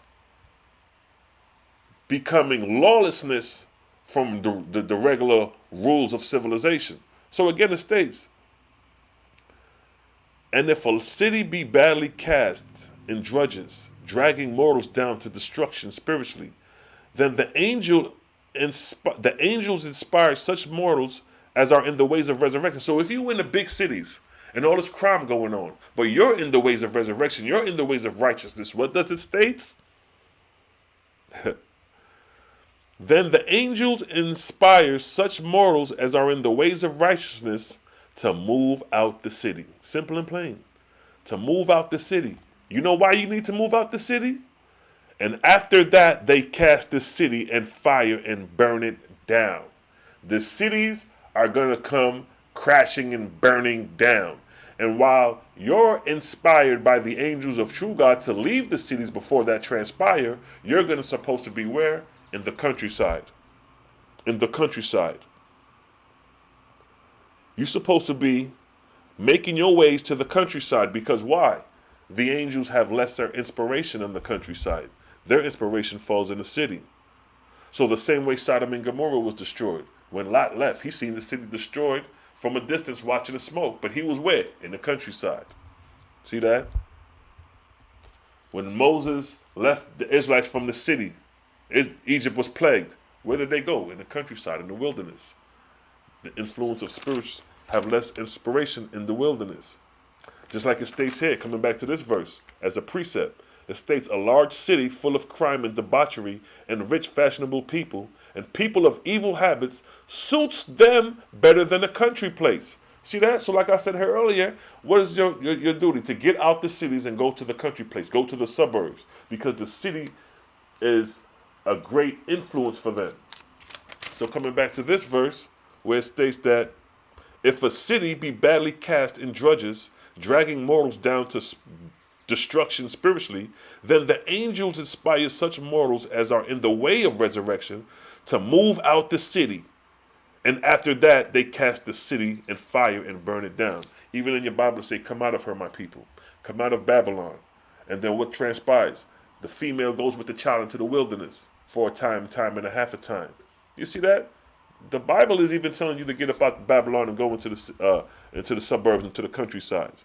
So you're going to have to migrate. You're going to have an exodus out these great cities so you could avoid being destroyed in the city. And then after death, you're going to become one with the drudges, the spirits of darkness. They're going to collect your soul after death, and you're going to become one with them. You could be captured too. You could be righteous and be captured if you don't move out. That's why the sign, he's telling you to move out the city, because if you don't, you're going to fall victim of these drudges, because they're going to overpower you, because they're in abundance and they're in great number. Your guardian angel you may have a couple guardian angels guarding you. One guardian angel is assigned to one mortal, and they just switch on watch. So it's like what one guardian angel can do with an abundance of spirits of darkness. He can't do much. He got to fall back. And you're like, damn, he got to fall back, go back to the kingdom, and come up with a plan to come back to deliver you and other spirits out of darkness. You see that? You see how that works? This shit is strategy. So again, verse 29 states, and while it is burning, and the drudges, spirits of darkness, distracted with the show, the angels of power come upon them and carry them off, hundreds of millions of them. And the mortals are thus cleaned of them that would have bound them in darkness after death. So in that process, the angels of the Creator, like I said, once he go back, all right, we got a boom, he come back and they swoop. They do a sweep. You ever been caught up in a sweep? You've been selling drugs and the motherfucking SWAT sweep the neighborhood and your ass get caught up in the sweep? The same thing that's going out here. The fallen angels, that they destroy the city, they create more debauchery and evil. You know what I mean? Enemy against enemy. And with the angels of the Creator come, the angels of power, they come and sweep the whole shit. That's how powerful the angels of the Creator are, through the powers of the Creator. You swoop up a whole nation of spirits of darkness and drag their ass off to a colony to prepare them and resurrect them. Not to do evil to them, not to do harm to them, not to cast them in a lake of fire, but to purge them, to restore them, to get them back to the ways of the Creator, and then send them back to deliver others in darkness. That's the salvation, the redemption, and righteous works of the Creator. Not to goddamn cast in motherfucking lake of fire for eternity. That shit don't even make sense. We already exposed that angels can't burn in fire through the story of Daniel. When they threw Daniel in the furnace and the angel was with them, and the nigga turned the furnace up higher, and the shit ain't do nothing to them. So how the hell you gonna burn a lake of fire if your ass ain't burning as an angel? Contradiction in the Bible. But here it's showing you that the spirits of darkness do get delivered and restored. Key point. And again, that's the service to the Creator. That's the service done to the Creator. To serve those, to serve in righteousness, to deliver those out of darkness into the light. See that? Verse 30. In this matter, the infidel cursed Jehovah, because the house are burnt. For he judged matter by the things his soul was set upon. So you're going to have those who are going to say, why you do this, God? Why is the city burning? How you allow this to happen? Not understanding he just delivered abundance of spirits of darkness. But due to your ignorance, not knowing, because you don't have this information, you don't have this level of awareness, you're just viewing what you see, not knowing that hell just been delivered and cast out. So it states, in this matter, the infidel cursed Jehovah the Creator, because the house or the cities are burning, for they judge matters based off the things they soul was set upon. Damn, my Macy's, my goddamn shopping stores I used to shop at gone. You know what I mean? You basing yourself, your things off materialistic things, not knowing you're not seeing the value of the soul or what's being done in this situation particularly. So now he states, what a foolish God. How wicked to burn a city. So now, through lack of your ignorance, through lack of knowledge, your ignorance, you said, why would God burn a city? What a wicked God. And then it states, verse 31, for he understand not that all things are Jehovah's, and that his gods under him work not for man's earthly aggrandizement, which is the curse of his spirit. Meaning your possession of material things is the curse of your spirit, because you will be bound to those material things after you die. So if you love cars, you're going to be bound to that material things after you die. If you love money, if you love riches, if you love big homes, these are the things that when you cross over have no value spiritually. So you will be bound in spirit to these things after death. So what the verse states again, for he understands not that all things are Jehovah's, and that his gods under him work not for man's earthly aggrandizement, which is the curse of his spirit, but they work for his spiritual resurrection in their own way, according to the Father's light in them. See that? Verse 32. To accomplish the resurrection of the drudges, spirits of darkness, dwelling with mortals on the earth, had Leka, son of Jehovah, appoint Etiantus, with his 12 generals, very gods in wisdom and power. each one to a certain division of the earth. So now they're just setting up how they're going to take over and restore and deliver the spirits of darkness, the drudges. See, Jehovah has a master plan to deliver, not to keep the bullshit going. And then it states that these cats is very gods in wisdom and powerful. Y'all go hush. So now, hear the wisdom of Jehovah. Go on, water from these pots. Now hear the wisdom of Jehovah here. Jehovah spoke to Leka, saying, These are my ways. Reveal thou me unto them. They that know me not shall be made to know me. My labor shall rise up before them, and their understanding shall be opened. Verse 2. They shall know that when I say I will destroy or I will build up. I have heard man in his vanity that judge me, in his eyes are on the earth only. Let me read that verse again. That line. I have heard man in his vanity that judge me. His eyes are on the earth only, and in houses of riches. Because I take them away from him, he complaineth against me. Verse 3. I give man an example in his own child, that delight in sweets and idleness, and in vain pleasure. Man taketh these things from his child, saying, Behold, they are not good for thee, except in great temperance. See that? Verse 4. Wherein have I injured thee, O man? Wherein destroyed I aught that contribute to thy spirit? Wherein have I suffered destruction to come upon thee? While thou followest my commandments, why shalt thou complain, because I laid great cities in ashes? Sawest thou the millions of drudges, though were holding down in darkness by thy evil habits? See, they not seeing that the cities are inspired by evil angels. So by bringing the city down, it's going to have the angels to have to wander about elsewhere. But they're not going to wander about elsewhere because they're going to be captured by the angels of power, the true angels of the Creator, by power and wisdom, to be delivered somewhere else. They're clearing up hell. So now it states, Why shalt thou complain, because I had laid great cities in ashes?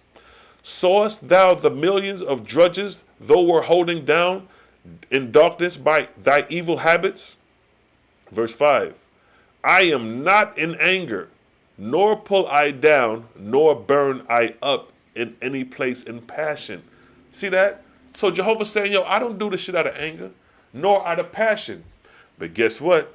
Your God of the Bible do. Your God is an angry and jealous God, vengeful, visiting iniquity on the third and fourth generations. But Jehovah said, I ain't angry. I'm not doing this out of passion. I'm doing this for your own self-good. This ain't for me. I'm the Creator.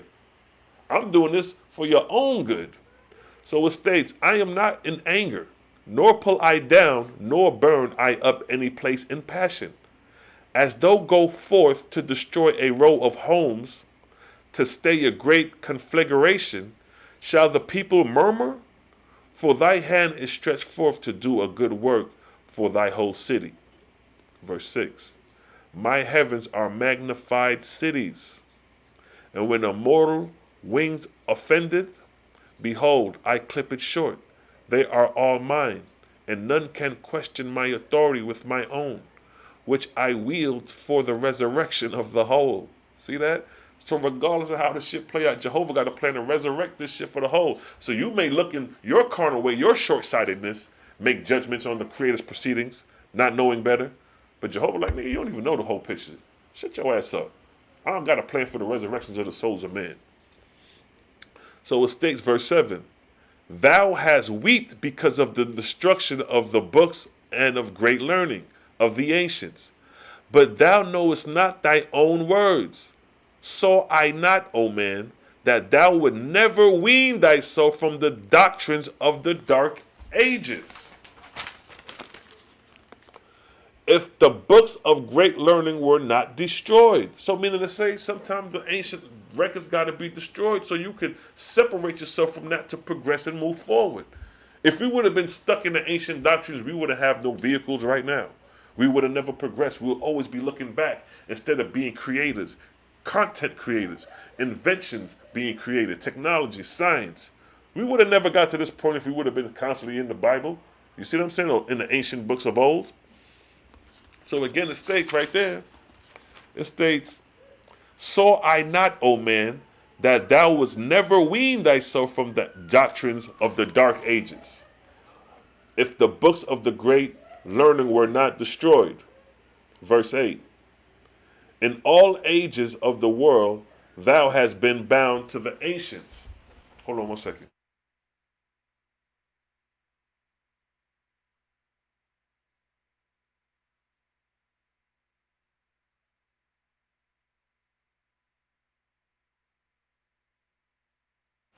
Yes, all right, so check it. Where we at? All right, this is where we at with it. All right, boom. So now, verse 8. In all ages of the world, thou hast been bound to the ancients. Niggas always looking back. Look at the Israelites. They looking back to find the Creator. They're not looking forward, they looking back. They dressing like they 2,000 years ago. Ain't nothing wrong with ancient apparel. But they making it like it's a mandatory. It's a freedom of choice at this point. You ain't got to dress like you 2,000 years ago. This is how we dress now. We're up to date with modern times. The Israelites wasn't dressing 2,000 years from how they was living prior. They dressed according to the time. So now, in all ages of the world, thou hast been bound to the ancients. Thou art forever searching backward for wisdom, and to the angels of the dead who pretend to be ancients. I behold the later, and that they are drudges. See that? Like I said, a spirit of darkness, a false god. Y'all looking for these ancient gods in your books, not knowing these are deities. Verse 9. I send wise angels down to them to deliver them out of darkness. And they come and bear the drudges, spirits of darkness, away from thee, for thy own good and theirs. My wise angels suffer mortals to burn up the books of the ancients, for I command them to make thee open thy understanding to the living present. See that? He said, yeah, burn them books so these niggas can understand and progress and move forward. Because if you're going to be stuck in the past, you would never progress. You wouldn't be driving the whips. You wouldn't be on cell phones. We wouldn't be doing what we're doing right now. You know what I mean? So the Creator is always adaptable for the times. You think we in a technological age and the Creator is 2,000 years old and he forgot, or he don't know what's going on? Hold on.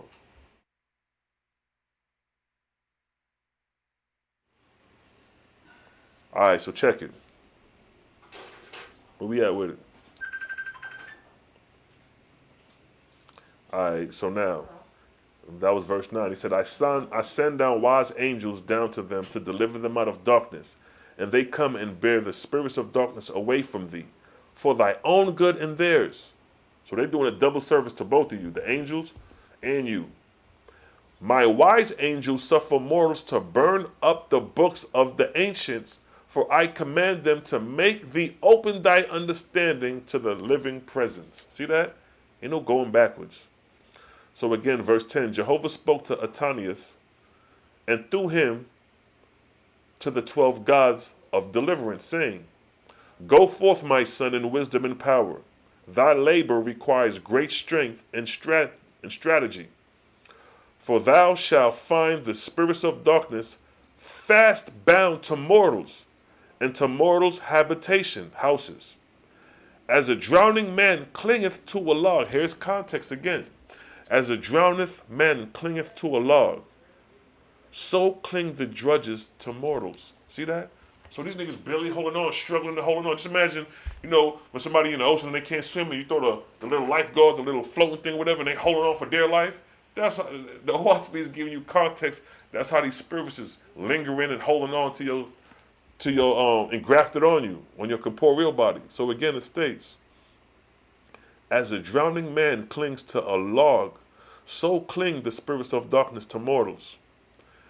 As a delirious man, mad with drunkenness, flieth in fear from his best friends, so will the drudges fly from thee that host who shall attempt to deliver thee. So once you come to deliver, they out there, pew, they're gone. Verse 12, they will inspire their mortals to dread and invocation, and the ancient doctrines, the twine, not knowing it, will bind themselves together with great tenacity. Verse 13, but thou shalt deliver them apart nevertheless by strategy and persuasion, or with all strong hand. See, this is where the variables come in. So we say, yo, come up with strategy. Whatever it takes to deliver these niggas, you do it. So there is no one way of doing anything when it comes down to delivering the spirits of darkness. It depends on the situation, the scenario, what's going on, the nature of the spirits of darkness, how engrossed they are in evil. You see what I'm saying? There's levels to this shit. So, verse 13, but thou shalt deliver them apart nevertheless by strategy or stratagem and persuasion, or with strong hand. And when thou hast them separated, thou shalt surround the drudges, spirits of darkness, with flames of fire, and carry them off to the boats which are bulwarked with fire, meaning the Etherian ships or spacecrafts. And thou shalt deliver them in the place of my son, Yasmin, hath already prepared for them. See, his place already prepared for these niggas. Jehovah ain't doing this shit and figuring out as he go along. No, this shit already set up. So when these angels are delivered from darkness, it's a place and a person and a system already set up. So when they get there, they put to work. And the work is to be restored from their evil ways, to be weaned from evil and all that, right? So now, it states, verse 4, thou shalt not only deliver the spirits of darkness, but cause mortals to hate them. Verse 15, mortal kings shall issue edicts against magicians and prophets and seers and priests, and the consultation of spirits shall come to an end. See that? And man on earth shall learn to know, and man on earth shall turn to his own soul, which is my light within him, and he shall cultivate it and learn to think for himself. See that? You're not under the inspiration of these false gods.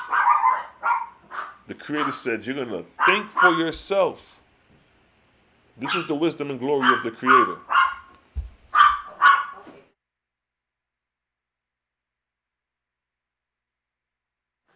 This is the wisdom and glory of the Creator. So this is showing you, this is one of the strategies in the stratagems. It's what? To issue edicts against magicians, prophets, and seers and priests in consultation of the spirits of the dead. That shit coming to an end. You see what I'm saying?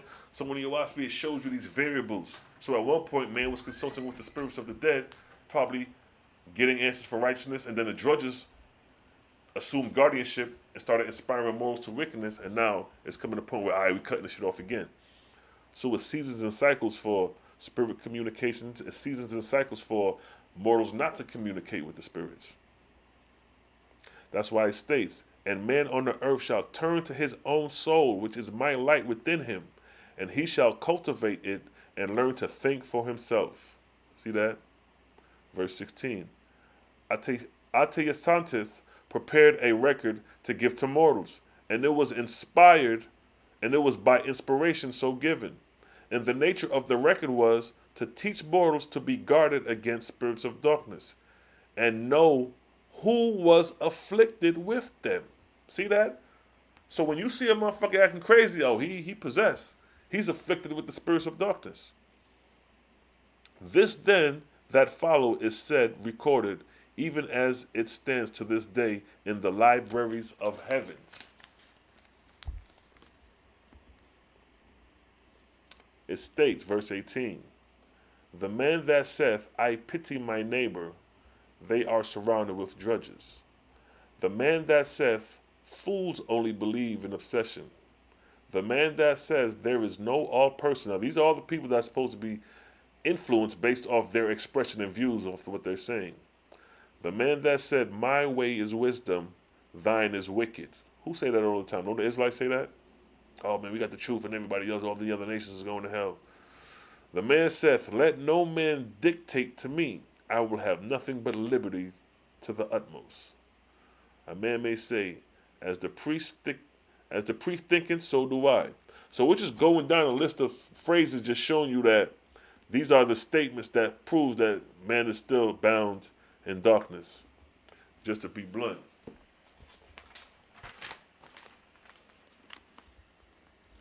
And then after that, it says, it still goes on. And then the last verse states, a couple verses from the last, it says, the hypocrite preaching one way and practicing another, that speaketh not openly his doctrine, lest his words profit not his earthly means and associations. Altianus said, for these are all as much under the bondage of drudges as in drunkards, harlots, and murderers. And after death their spirits float in the same Hadean darkness. So again, this is just showing you the nature of the spirits of darkness. And then it says, when Atlanteus generals and their hosts went through India and China, or Asia, and Arabia, Africa, they concerted with the gods who had in charge the inspiration of Capelia, Moses, and China. See, this, what I'm reading right here, is during the time of Moses. This is the beginning of the 24th arc cycle, which took place in 1556 BC, the beginning of the 24th arc cycle. Let's get the arc cycles real quick. Bong. So this is the 23rd arc cycle, but the ending of the 23rd arc cycle is 1553 BC, which is the beginning of the 24th arc cycle. So it is the 24th arc cycle right here that I'm reading from. That time period is 15th century BC. This is the ending of the Middle Kingdom, what I am reading. So all that spiritual shit I just read is that time period. This is the time of Moses, 3,500 years ago. Just to be clear on the time period. So we just not reading these things and this is just any time period. This is 3,500 years ago, the time of the ending of the Middle Kingdom, that all this spiritual, all these inspirations from the spirits of the dead are taking place. So this is all this inspiration is going on. All we read, that inspiration about these spirits of darkness got over mortals, this is taking place in Egypt, India, and Asia, everywhere. So it states, when Atlantis, general of their hosts, went through India, Asia, and Africa, they concerted with the gods who had in charge the inspiration of Capelia, Moses, and China. And not only did the angel generals remove the spirits of darkness from mortals, but inspired mortal kings and queens in those great divisions of the earth to issue edicts against magicians, priests who consult with the spirits. Verse 2, Jehovah said, it shall be a testimony in later days unto the inhabitants of the earth of my proceedings. Not with one division of the earth only, like Israel think there was only one division through Moses, but not knowing of Capelia and China, who was doing the same proceedings in India and Asia at the time. So it states again, it shall be testimony in later days unto the inhabitants of the earth of my proceedings, not only one division of the earth only, but with all places. For they shall in after years search history and find that in the same era, in these three great divisions of the earth, the kings and queens issued edicts against spirit communion. And this fact shall be testimony of my cycle of bond. The arc of bond is the 24th arc cycle, the beginning of it. That's the name of the 24th arc cycle, the arc of bond. Wherein man shall understand that I come not in one corner of the earth only, and to one people only. Like Israel think that God only came to the children of Israel. But right here it states that God's inspiration came with Capelia, Moses, and China. It was two more other prophets outside of Moses that cats don't know about that had the same chosen identity in their region of land. That's why it states here, he says, and this fact shall be testimony of my cycles of the bond, of the cycle of bond, the cycle of the ark of bond, wherein man shall understand that I come not in one corner of the earth only, and to one people only, but that I have them all in my charge, as a father that knoweth his own children. Verse 3, neither gave I unto them the same aspirations. For one I sent westward to circumscribe the earth, meaning the Israelites. One I build up with the multitude of languages, meaning Japheth, and a multitude of gods. And third I build one up without any God except myself, the creator, meaning Japheth, meaning Gautama, the natives. And they shall understand that where there are many languages, there are many gods worshipped. See that? Where there are many languages, there are many gods worshipped. Where there is one language, there is only one worship, even me, the Great Spirit. For in Cosmon I will bring them together, and these diversities shall be as a key to unlock the doctrines and languages of times and seasons long past. See that? So I just want to read and show and prove the nature of the spirits and their influence over mortals, and how mortals are influenced by them, how people show their influence of these mortals based off their behavior, based off their desires and lusts and habits, good or bad.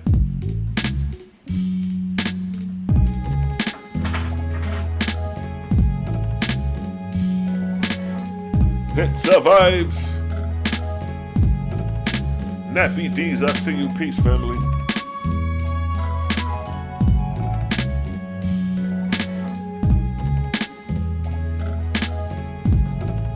Exactly, King. It says, ain't no more faking jacks when you break down the Oahspe. Every intention is revealed by its content. See that? That's why you can't wiggle out this shit. If you come with the Bible concept and you come up with that angry and jealous God, we're going to break his ass down and expose him to be fraud in the eyes of the Creator. You see that? The Bible is inspiration of the gods, the Elohims. In Genesis, the Elohims is what start the book, not Yahuwah. Yahuwah is one. The Elohims is many. That's why in Genesis 1:26 it states, let us make man in our image after our likeness. Our is more than is two people or more. Us is two people or more. And then later on it states, man has become like one of us, knowing good and evil. How the hell can the Almighty Creator be talking about man has become like one of us, knowing good and evil? This is supposed to be your Creator talking according to the Bible. Not knowing it's a deity. Not knowing these stories that the Hebrews have incorporated come from older stories from the Babylonians that the Israelites incorporated during their stay in captivity. Proven in Daniel chapter 1 verse 4, when they had to learn the Babylonian literature and tongue. It survives.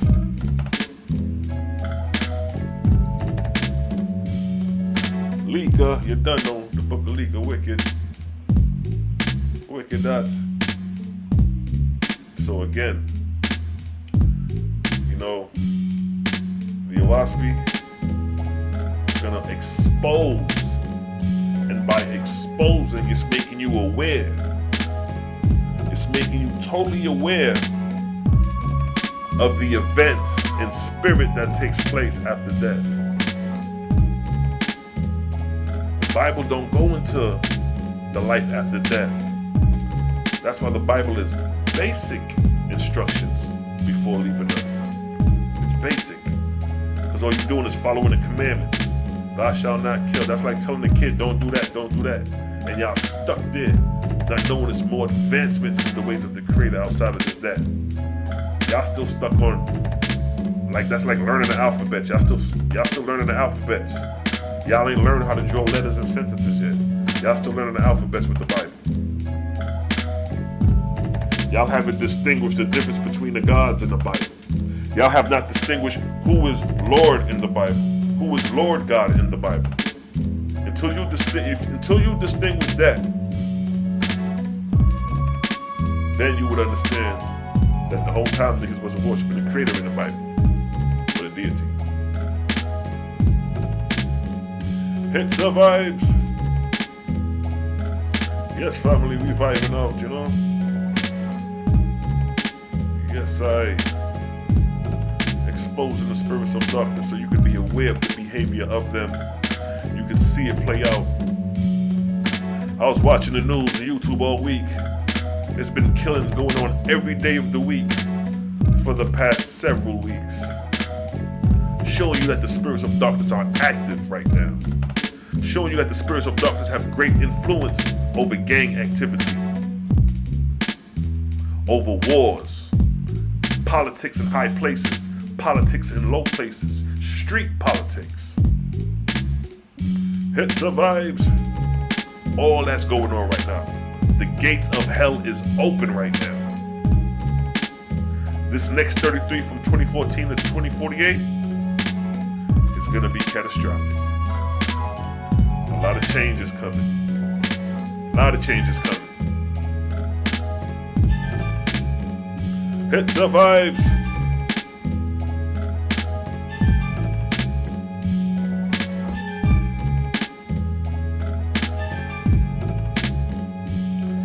As I build my spliff,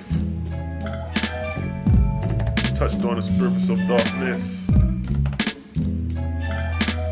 know what I mean? Let's go into the cosmos for a minute. Let's go into the cosmos.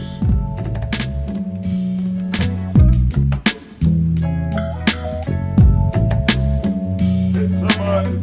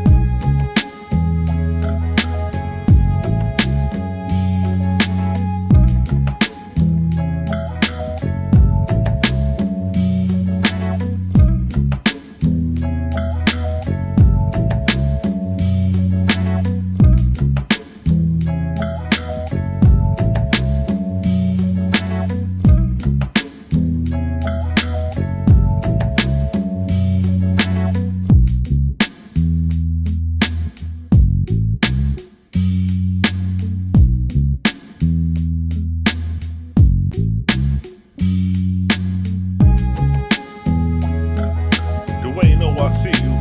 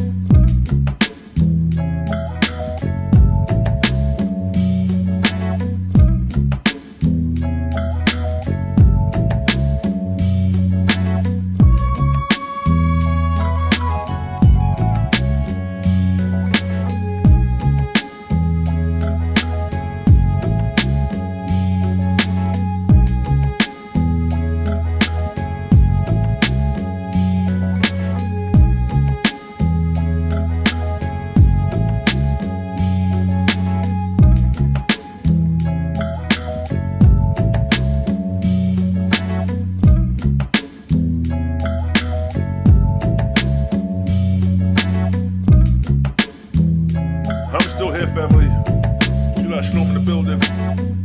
I ain't going nowhere. Cause it survives. Yes, family, vibing to the cosmos. That's where we headed, up and out. It survives. Yes, I.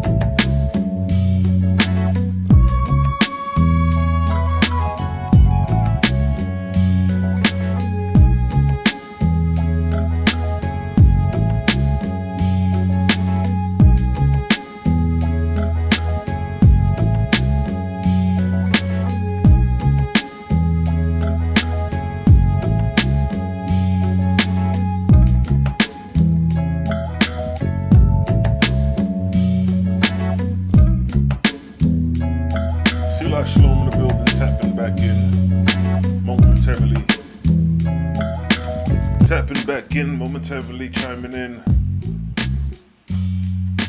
We tapping back in. Cause it's a vibes.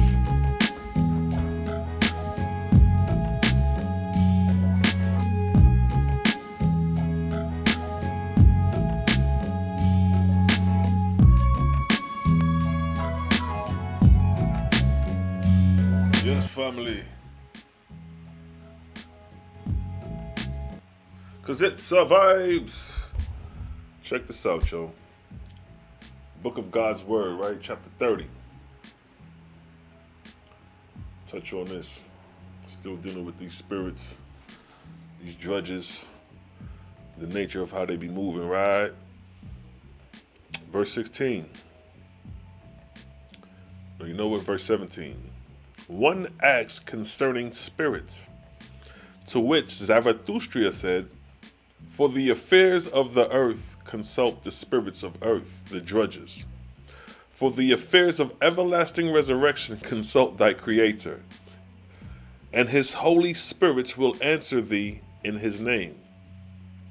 And to whichever thou hast made thyself companion, there will thy abiding place after death. So see how Zarathustra answered the question concerning spirits?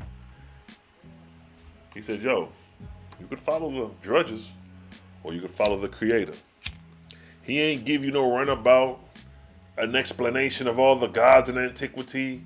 He ain't give you a rundown about the angry and jealous God. Zarathustra kept it simple. And the time of Zarathustra, what's the time of Zarathustra? Bring it back to the arc cycles. The time of Zarathustra is the 22nd arc cycle after the creation of man. That's the time of Zarathustra, the 22nd arc cycle. So the time of Zarathustra is pre-Kemet, pre-Sumer. It came before that, the time of Zarathustra.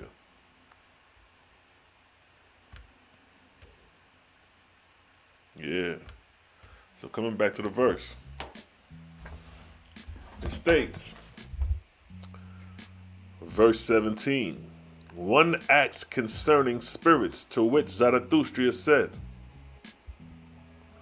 for the affairs of earth consult the spirits of earth, the drudges. For the affairs of everlasting resurrection consult thy Creator, and his holy spirits will answer thee in his name. And to whichever thou hast made thyself companion, there will be thy abiding place after death. So Zarathustra is putting the cards on the table. He's telling you, if you follow the Creator, this was going to be a place after death. If you follow and consult the spirits of the dead, that's going to be your abiding place after death. So the choice is on you. Are you going to serve the Creator, or are you going to continue to serve these Babylonian false gods? So it states in verse 18, see to it that thou becometh not indulged by drudges. For spirits can assume any name and form, but weigh their words, whether they be wise and according to the Creator's law, if they teach not the higher heavens, but profess a long life in the lower heavens. So again, look at that. He's telling you to test the spirit. So when we come back to the ancestor now, when we come back to that, a lingering spirit, say that lingering spirit consulted to you, tell him, convince you, right? Right? So again, what the verse say? See to it that thou becomes not indulged by drudges. For spirits can assume any name and form, but weigh their words, whether there be wise and according to the Creator's law. If they teach not of the higher heavens, but profess a long life in the lower heavens, consider them by their words. See, this angel right here professing a long life in the lower heavens, because we could tell based off the clothing she wears. She's dwelling in the lower heavens. Consider them by their words. To flatter thee, they will profess to remember thee in another life. See, that's what I'm talking about, that reincarnation theory. Don't get caught up in that reincarnation, because it says, to flatter thee, they will profess to remember thee in another life. So they're gonna say, yeah, I remember you from the 1800s too. You was once there. You was, you're a reincarnation of such and such. Bullshit. Don't believe that bullshit. It says, flatter thee that they will profess to remember thee in another life, and to please thee, say thou were a king, and have had many successions of lives on earth. So they tell you that these niggas gonna try to tell you that you was a reincarnation. You was once Pharaoh. You know what I mean? You just reincarnated, and you here today. A whole bunch of fuckery. A whole bunch of bullshit. So again, don't be caught up with the lies of these spirits of darkness. Verse 19. But of what value under the sun is such philosophy? What value is the philosophy of reincarnation? What is that going to teach you? How are you going to inspire based off reincarnation? That's being recycled back to the earth. That's like going from high school back to first grade and going from 12th grade back to first grade, and you just keep on recycling. That's reincarnated doctrine. That's the context and the concept of a doctrine of reincarnation. There's no elevation. So now again, it states,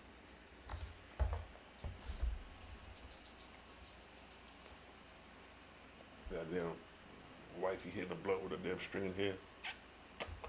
But now, verse 18, in that part where it says, to flatter thee, they will profess to remember thee in another life, and to please thee, say, thou wert a king, and hath many successions of lives on earth. The false reincarnated doctrine. But verse 19. But of what value under the sun is such philosophy? But to raise up away from the earth, and from the lower heavens also. It was for bestowing this word unto men that I was sent into the world.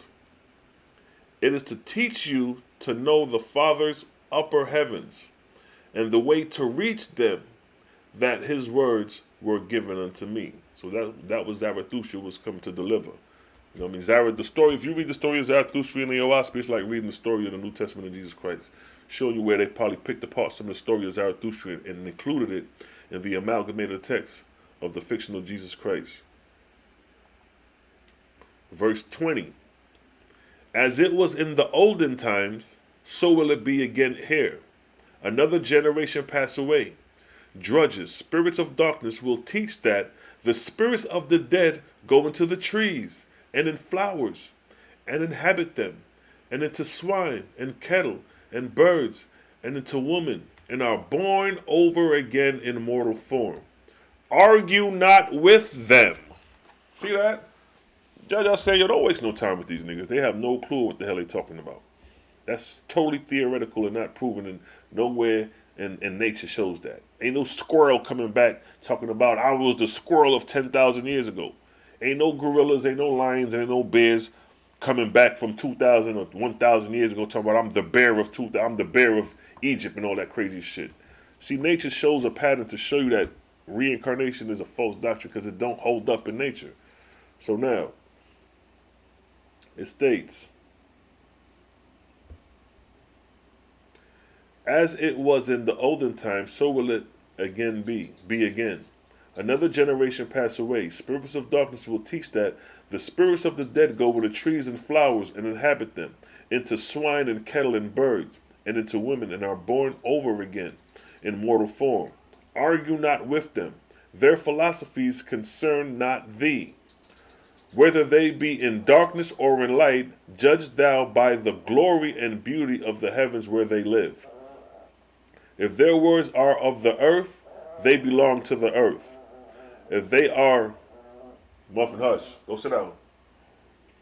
If they are words of the earth, they belong to the earth. If they are servants to false gods or false lords, they will preach whom they whom they serve. You're going to preach who you serve. Who the Israelites serve? Thus saith the Most. If it's not thus saith the Most High, or if it's not thus saith the Lord, it's not the word of God, or it's not whatever the case they be saying. But what it say here? If they are servants to false gods and false lords, they will preach him who they serve. But these matter are nothing to thee, for thou shalt serve the All-Highest, the Creator. In this no man can err. See that? We serving the Creator. So we trying to serve the Creator, so our errors are less than those following these so-called false gods or Elohims, else assuming to be the Creator. Y'all niggas in total error. We not imperfect, but we ain't in error like you niggas. You know what I'm saying? We ain't lesser error than that. So understand that. So understand that right there.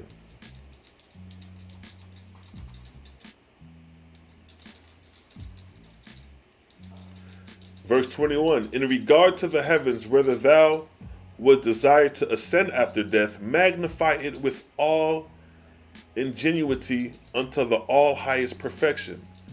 People it with thy highest ideals of thy companions. Then see to it that thou makest thyself a fit companion for them also. If thou do this with all thy wisdom and strength all the days of thy life, the Father will be with thee, and thou shalt be a glory to his word. So we saying, yo, think of the highest perfection. Think of the best good, the best of the best. Think of the best righteousness done unto your brothers and act that shit out. Yo, peace, man. What's good, bro? Yo, boom, boom, boom, boom, boom. Yo, let's go do this. Boom, boom, boom. All in righteousness and good intent. See somebody that need help, you just band up and go help them. Boom, boom, boom. Keep that shit moving in that manner. The service done unto others in righteousness. We're going to let this dog out. Hold up.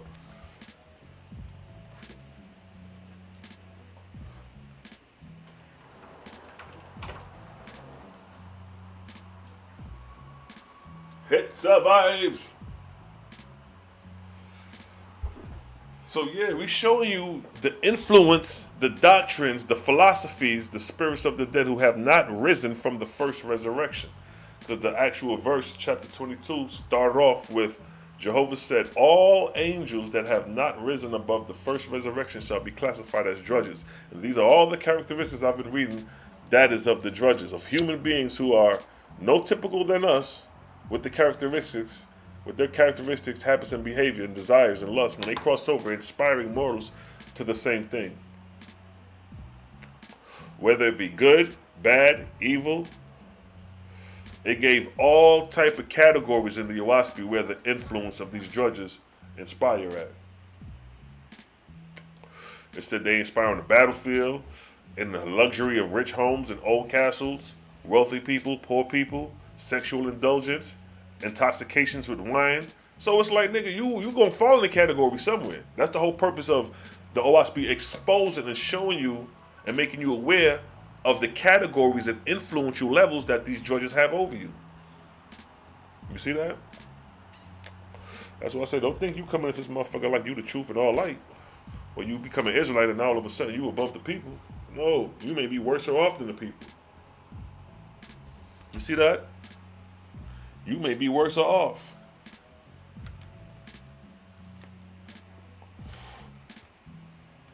So don't be too quick to judge, because you may fall in the same category, or you may be even lower than the very person you judging. Because it survives. That's what we doing on this show.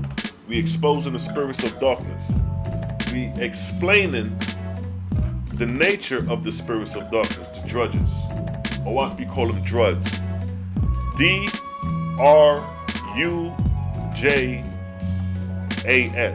Drudges. Referring to spirits of darkness.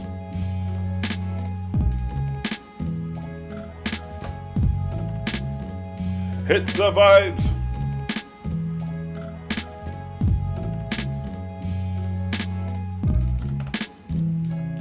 Touch on another verse where it talks about the drudges.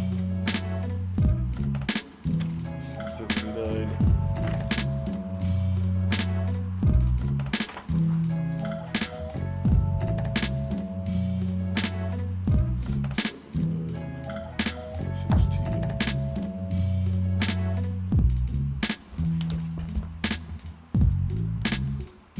It survives.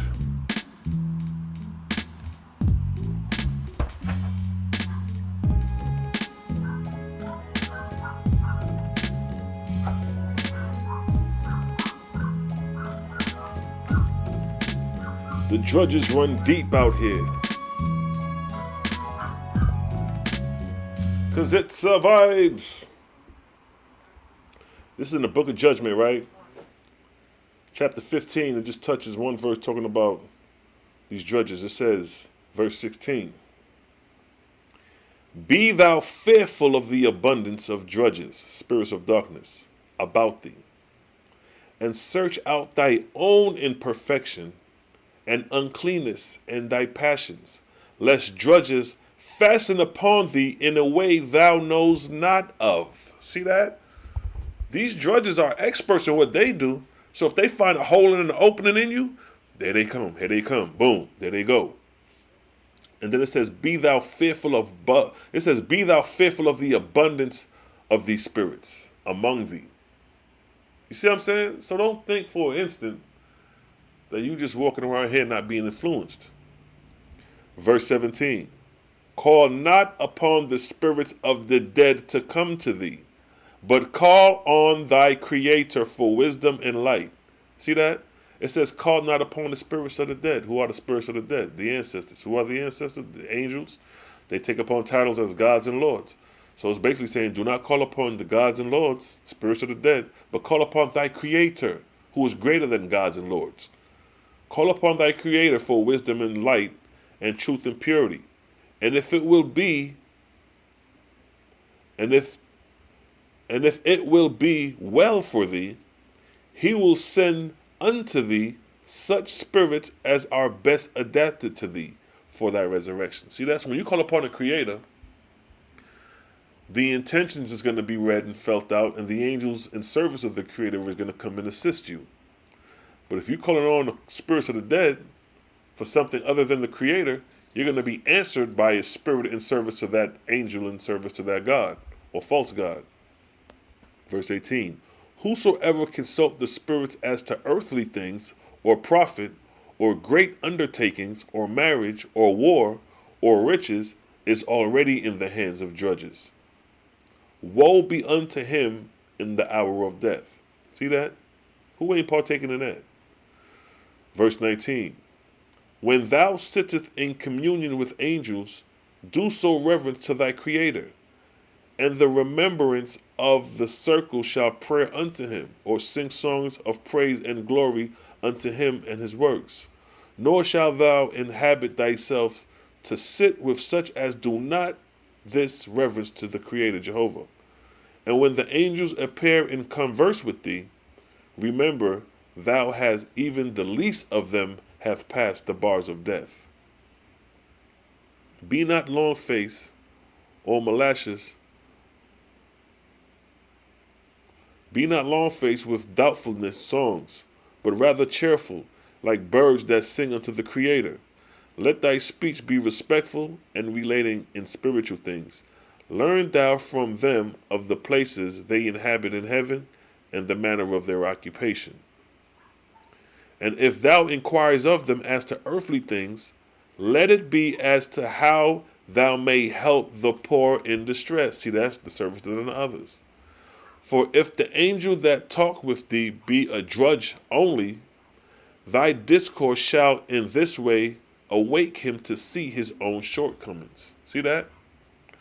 And if they be high-raised angels, they shall understand the working of thy soul, and they will provide unto thee for thy everlasting exaltation. So I'm saying this angels already know your desires and your ways in spirit. So when doors start opening up for you, these things is taking place spiritually. It's through inspiration these things is transpiring. Verse 24. Be upright before thy Creator and thy God, who knows thy weakness. Emulate them in all thy doings, for this is the way of resurrection, worlds without end. So again, like I said, the Oahspe is showing you the nature of the drudges, the nature of the spirits of darkness, so you could be aware of it, so you can be mindful of it, so you can start making the corrections, so you can slowly start making the changes. Like a seed is planted, it takes time for a seed to grow, it takes time for that seed to turn into a plant, that plant turn into a tree, before it reaches its full perfection. 'Cause it survives. Cal P, what's good, family? I see you. Child of the Most High God, I see you. Love and light to the faithless family, servants of the Creator. Yeah, we just been vibing out, Joe. Talking about these spirits, these drudges, these spirits of darkness. Raising them up, delivering them out of hells. It's the vibes.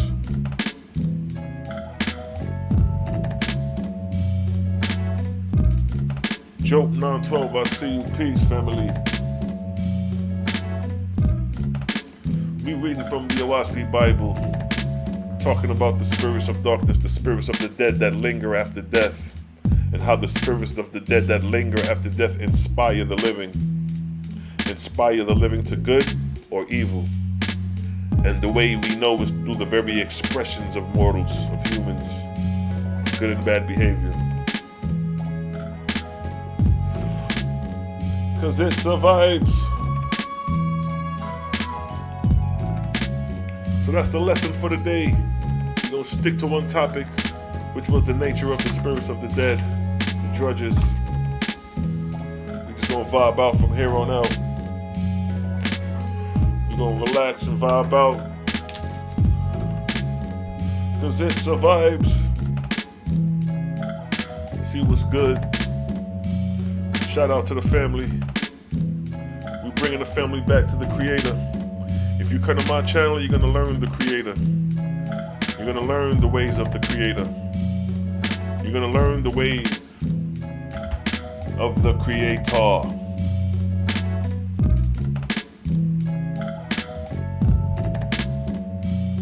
True indeed. Give thanks, King. Give thanks, yes, we're moving forward. Because the Bible is not going to reveal these things to you. See, the Bible is not the complete revelation. You know what I'm saying? The revelation of the Bible stopped during the time of the Mashiach, Yeshua. That's when the revelation stopped, because John of Patmos supposed to have been revealed the revelation of Yeshua HaMashiach. That revelation was revealed 1st century. The actual beginning of the revelation, acting out, took place 70 AD with the fall of Jerusalem through the invasion of Rome. That's when the prophecy really started playing out. When he said, yo, you're not going to be able to run back to the rooftops. You're going to have to run to the rooftops. You're going to have to flee. You're going to have to bounce. Yahshua was talking about the signs of the times, meaning the signs of the times of Jerusalem, when Jerusalem will be destroyed. And that prophecy came in 70 AD. That's when Jerusalem was destroyed, and a great portion of the Israelites had to flee out of their homeland into the wilderness for 1400 years. And then it says what? In Revelations, the woman shall flee in the wilderness for a time and a half a time. Fleeing from the dragon. Who was the dragon? Rome. The dragon was Rome. Israel was the woman fleeing into the wilderness of what? Africa. From 70 AD to 15th century, when the transatlantic slave trade, they've been migrating westward. The children of Israel, or the Oralites. I'm gonna do another documentary on that, the Oralites, the Oralite tradition.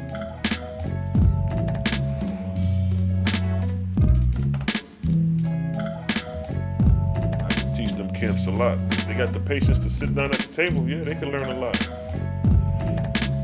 Let me see, if I was to sit down with Nathaniel, the leader, if I sit down with the leaders, and we just had a discussion, not a debate, just a discussion, with the books open, they got the Holy Bible and I got the Oahspe, and we raise certain questions concerning the God. See, we got to address God.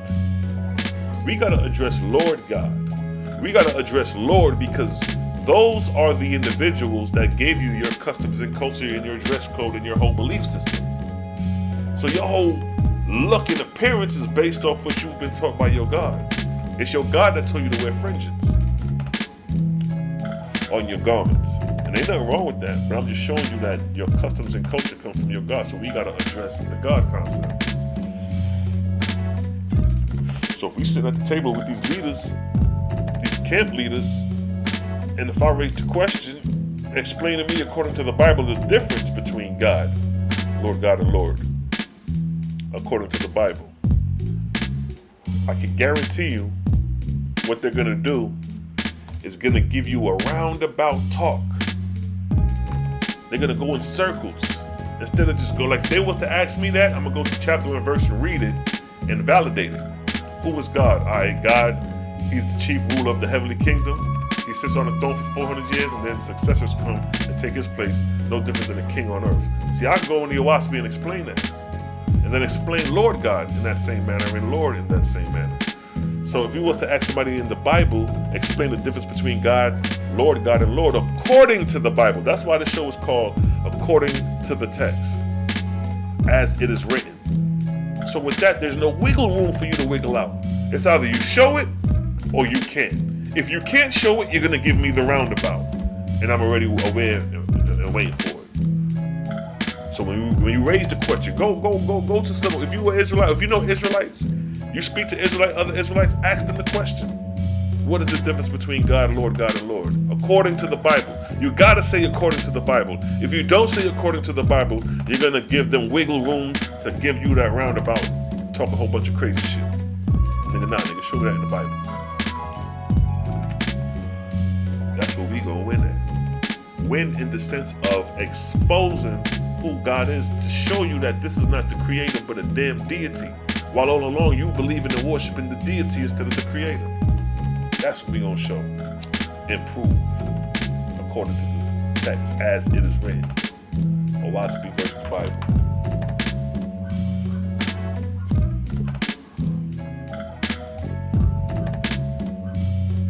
Jehovah opened their hearts and minds, most definitely. They right there. They 95% there, to be honest. I ain't gonna hold you.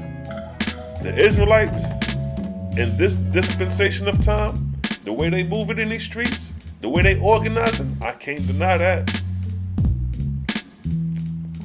They organized, they moving in the manner of how it's supposed to be done in the brotherhood. The only downfall is that their God that they're worshiping is not the creator. That's their only downfall.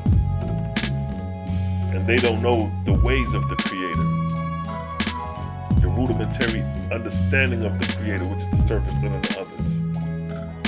And the grades, how you are graded in order for you to resurrect from the first, second, and third resurrection, and then into the Etherian realm. They have no knowledge of that. Their concept of the kingdom is backwards. Their kingdom is coming from earth, from heaven to earth, and their establishment is going to be on earth. So they're going to be bound to the earth. Our concept is moving away and out from the earth into the Etherian realms. And that concept can be displayed in school. When you're in school, you're not there to stay forever. You're there to move to the grades and graduate high school and go to higher learnings of colleges, universities, cities in the universe. But their concept is to stay in high school because the kingdom is going to be on earth. So you're going to be bound to the earth. You're going to be bound to high school. Not knowing there's many mansions in my Father's kingdoms. How are you going to be in many mansions in his Father's kingdom if you're bound on earth?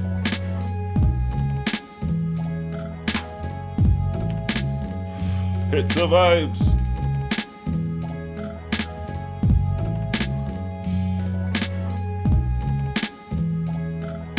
You had to stop listening to the camps because everybody has a different God. Exactly.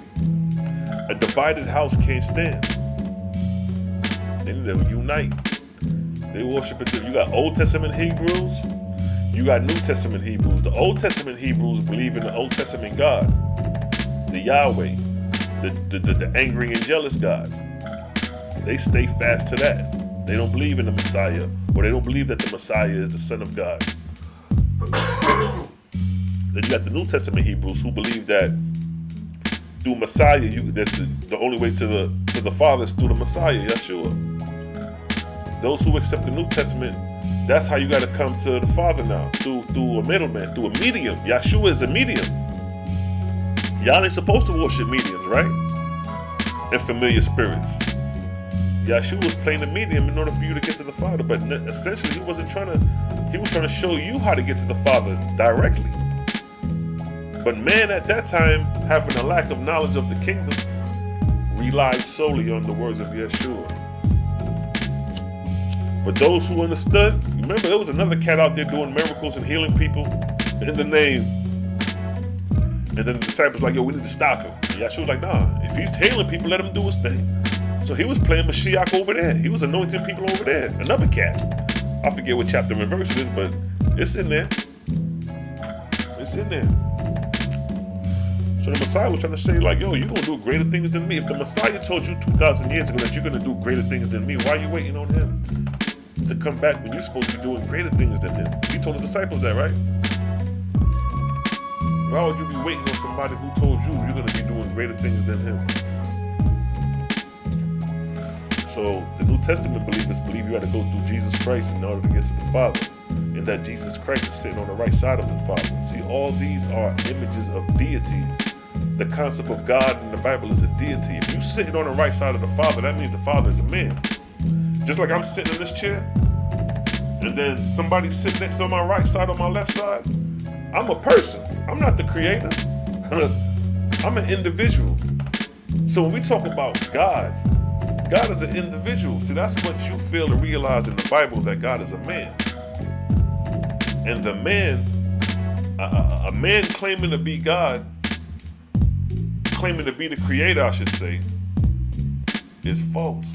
But that's what you believe in the Bible.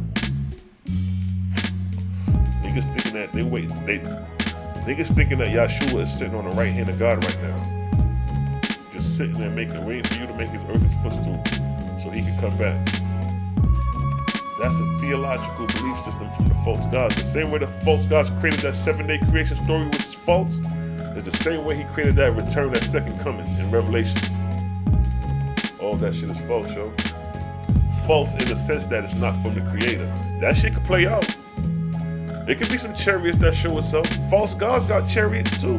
That's why I say Oahspe is advanced knowledge. It's advanced instruction before leaving earth. The Bible is basic instructions before leaving earth. Oahspe is advanced instructions, because just because we see chariots, we know we're not fooled by that. Nigga, that could be false gods. We know that it's a possibility that's not the angels of the creator. But y'all see that, y'all saying hook, line, and sinker, oh, they go to the Most High, they go to chariots of the Most High. They didn't confirm that yet. But according to prophecy, you think that's what it is. There's a lot to this shit, yo.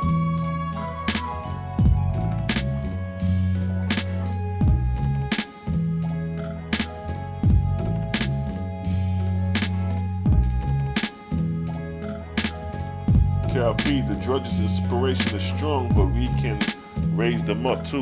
Exactly. Before you came on, that's exactly what we was going through. Raising up the drudges, the spirits of darkness.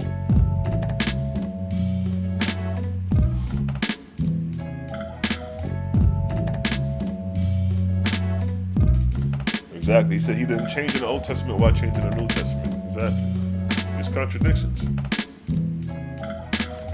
Jeremiah 8:8, the false pens of the scribes do write falsehood or write in vain. Hits of vibes. Peace out, family. Selah, Shalom, chiming in for the day. Just want to tap in and drop for a minute. Got a couple things my mouth to go through. Might chime in later on tonight. You know what I mean?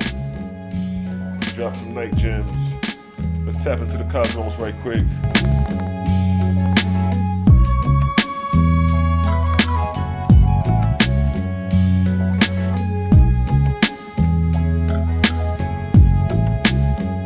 Hits of vibes.